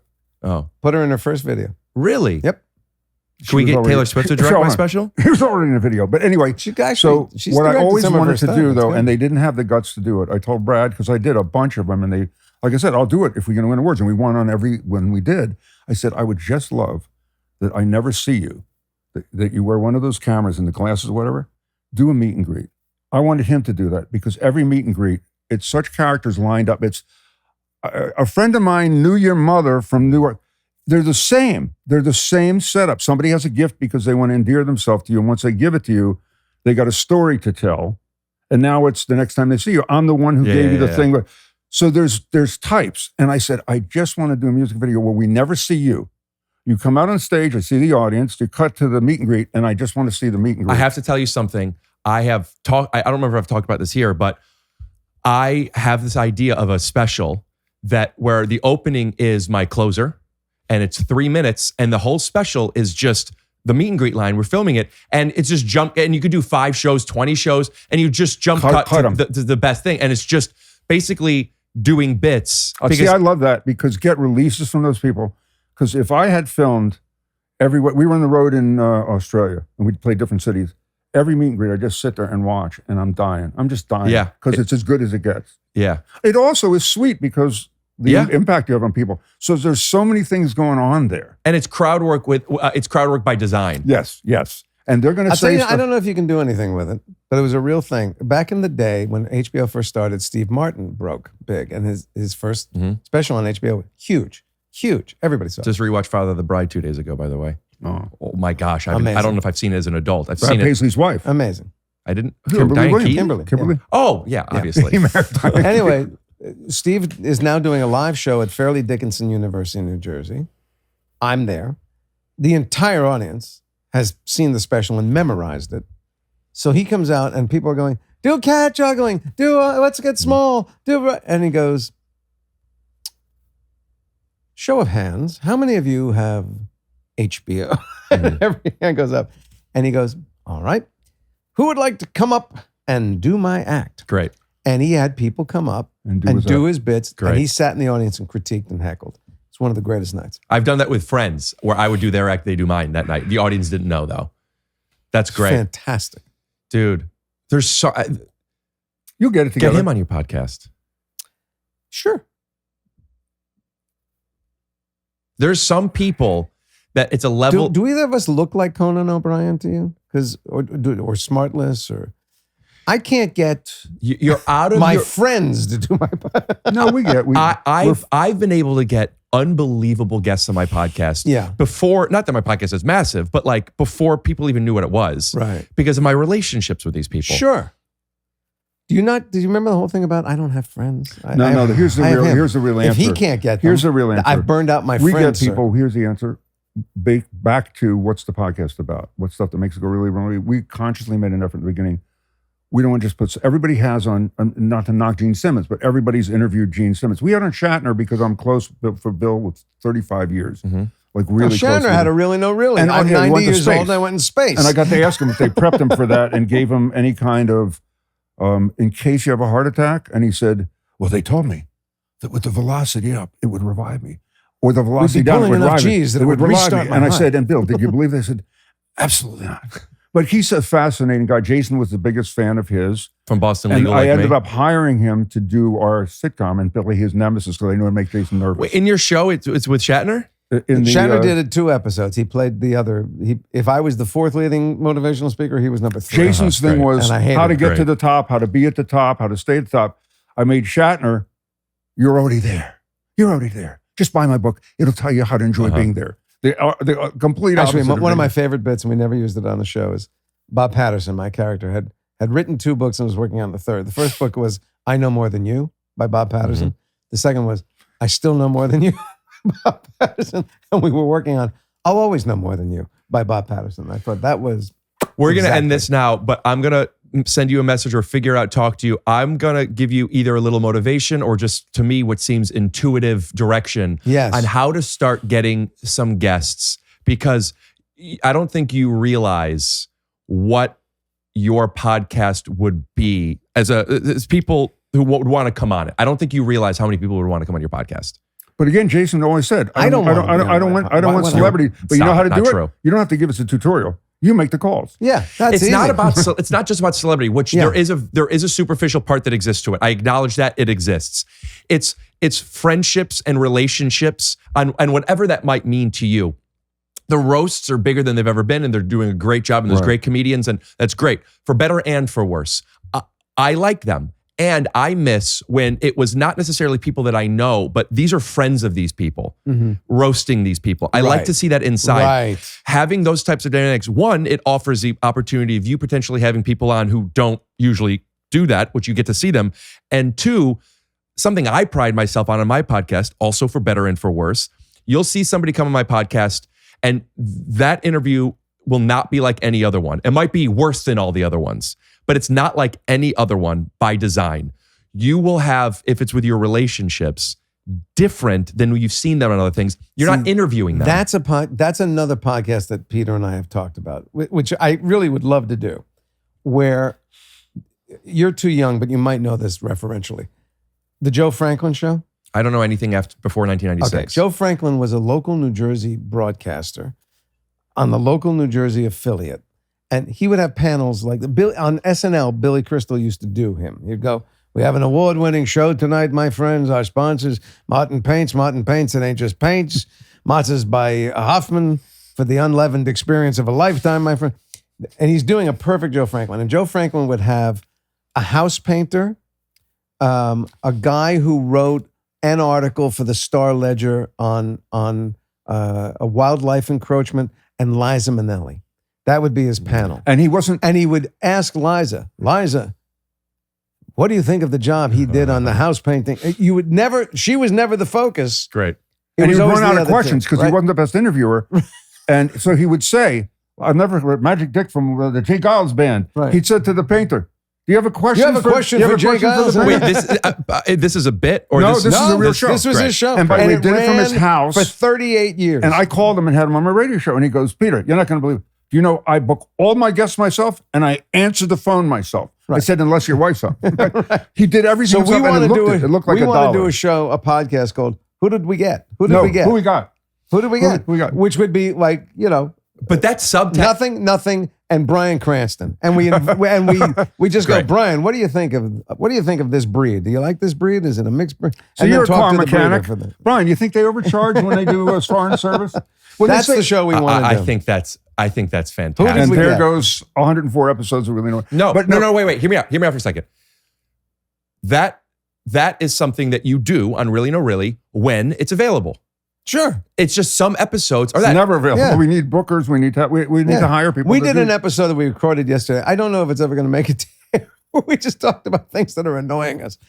Just things that are annoying us. I don't think you guys realize what podcasts are. Oh, it's That's fantastic. all that is. It's annoying us. Things that What's are annoying me is Yeah. how much I'm looking at somebody who I messaged you guys maybe the first week that you guys came up with your podcast. I Right. messaged the podcast account saying how much I want you guys to come on my podcast immediately. And now you have. This is fantastic. So you're out of your You know what? mind. This- I know, but here's the deal. Now, this is an important question. So are we now friends? Do I put you in the friend circle? I know I want to be. Yes. I feel that we're on similar frequencies, the three of us. Yes. That's all I know. I haven't. Our entire interaction has been for entertainment for people outside. Right. I don't know. I would like to be. I do know that I feel that there's value that I surprisingly could offer you guys that I would love to be able to help you with. And what's funny is, from my perspective, this whole thing was not about for people outside. It was getting to do this and hang with you. Would you have come I don't- over if it wasn't a podcast? Sure. Yeah, to hang. Yes. You can invite me to Arts? I know. 100. You want to come with us? For a- I'd I love don't know you to if I come. can, For but I a, would love kin- to. for a Kinder was- bar and A, I a was gonna seltzer say- water? How would we pass this up? I give you the rest of my ice, by the way. I got no more ice. We'll pick no up. more. We'll pick up the tab. How about that? I have to check. I don't know if I can today because I have a busy day. Whatever. Oh, but see, you're he's more than what we But were I'd love to first arts we were with gonna you. ask, huh? He's blowing us on. I don't know if I can today. I have to look. It depends. I got a haircut. Sure, no, I'm going I out of town. understand. Yeah, no, Your hair mother's looks at the fine. dentist. Wear a I know, hat. it's Wear all a good. hat and eat something. All right. I want to get a Polaroid. This is and as then good as it have you gets, guys by the way. sign it. Thank you for this. And then All we're right. done. Thank got you a for Polaroid. this. We're gonna put your son's stuff in the description. I'm gonna reach Fantastic. out for some Boyle? voiceover Boyle? and for some custom music Okay, that you're gonna pay Excellent. for. Oh, Thank you. fantastic. All right. I love And that. can I take this dog? I No, mean, even I am as a joke, so in I'll love never with say this yes. dog already. There's the same coloring as my dog, Pugsley, and because it's part pug, I get that they just want to be right next to you. Right? If you like the coloring so much of Jason's clothes, why don't you let him dress you? Because it doesn't bother me that because you, by the way, when did Seinfeld go off the air? 99. I am not wearing one Seinfeld. He thing has today. half Not his one. closet is clothing from Seinfeld. You know That's what? I have an true. idea. While you're here, Uh-oh. maybe eventually I could Putting a color swatch on me, are Have you? you sign this? Oh, wow. Oh. I've never opened it because I didn't want I've to, never but that seen was it. the reason. Haven't signed it on the plastic. Oh, No. oh well. Why would it be Seinfeld Monopoly? What would they change? Because what show made more bang? And What would be? boom. That was good. Thanks. What do you think the? Instead of buying. I got to see what the properties? playing properties? pieces Yeah. are. What are the little? What are the little? Oh yeah, does it have like a? Oh, there's a festive ball or Fusilli something? Jerry. This is actually awesome. Wow, look you at know this. what? I want you to sign. I want to. Look at that. I want to. There's If a- I ever get these all signed. Wait, I'll wait. have to There's a meet Monopoly Fusilli guy. Jerry. There's a marble rye. What do you land on? There's Center Park Avenue? a coffee table Asian book. egg bagels.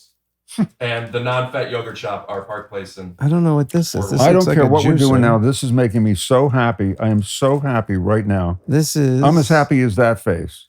That's I don't how know what happy this I am. now. is. I'm so in love with this animal. Oh my God. Wow. Oh my God. Do I love you? This is fantastic. Oh my God. You All right. forgot all about him. Do you right? want to be able to resell it, or should I put it to no, you? I want to put this on my wall. All right. And if I ever It's going on meet- eBay if in I ever 20 meet any minutes, of the other Dave. people, including the Monopoly Man, I'm going to get them to sign it.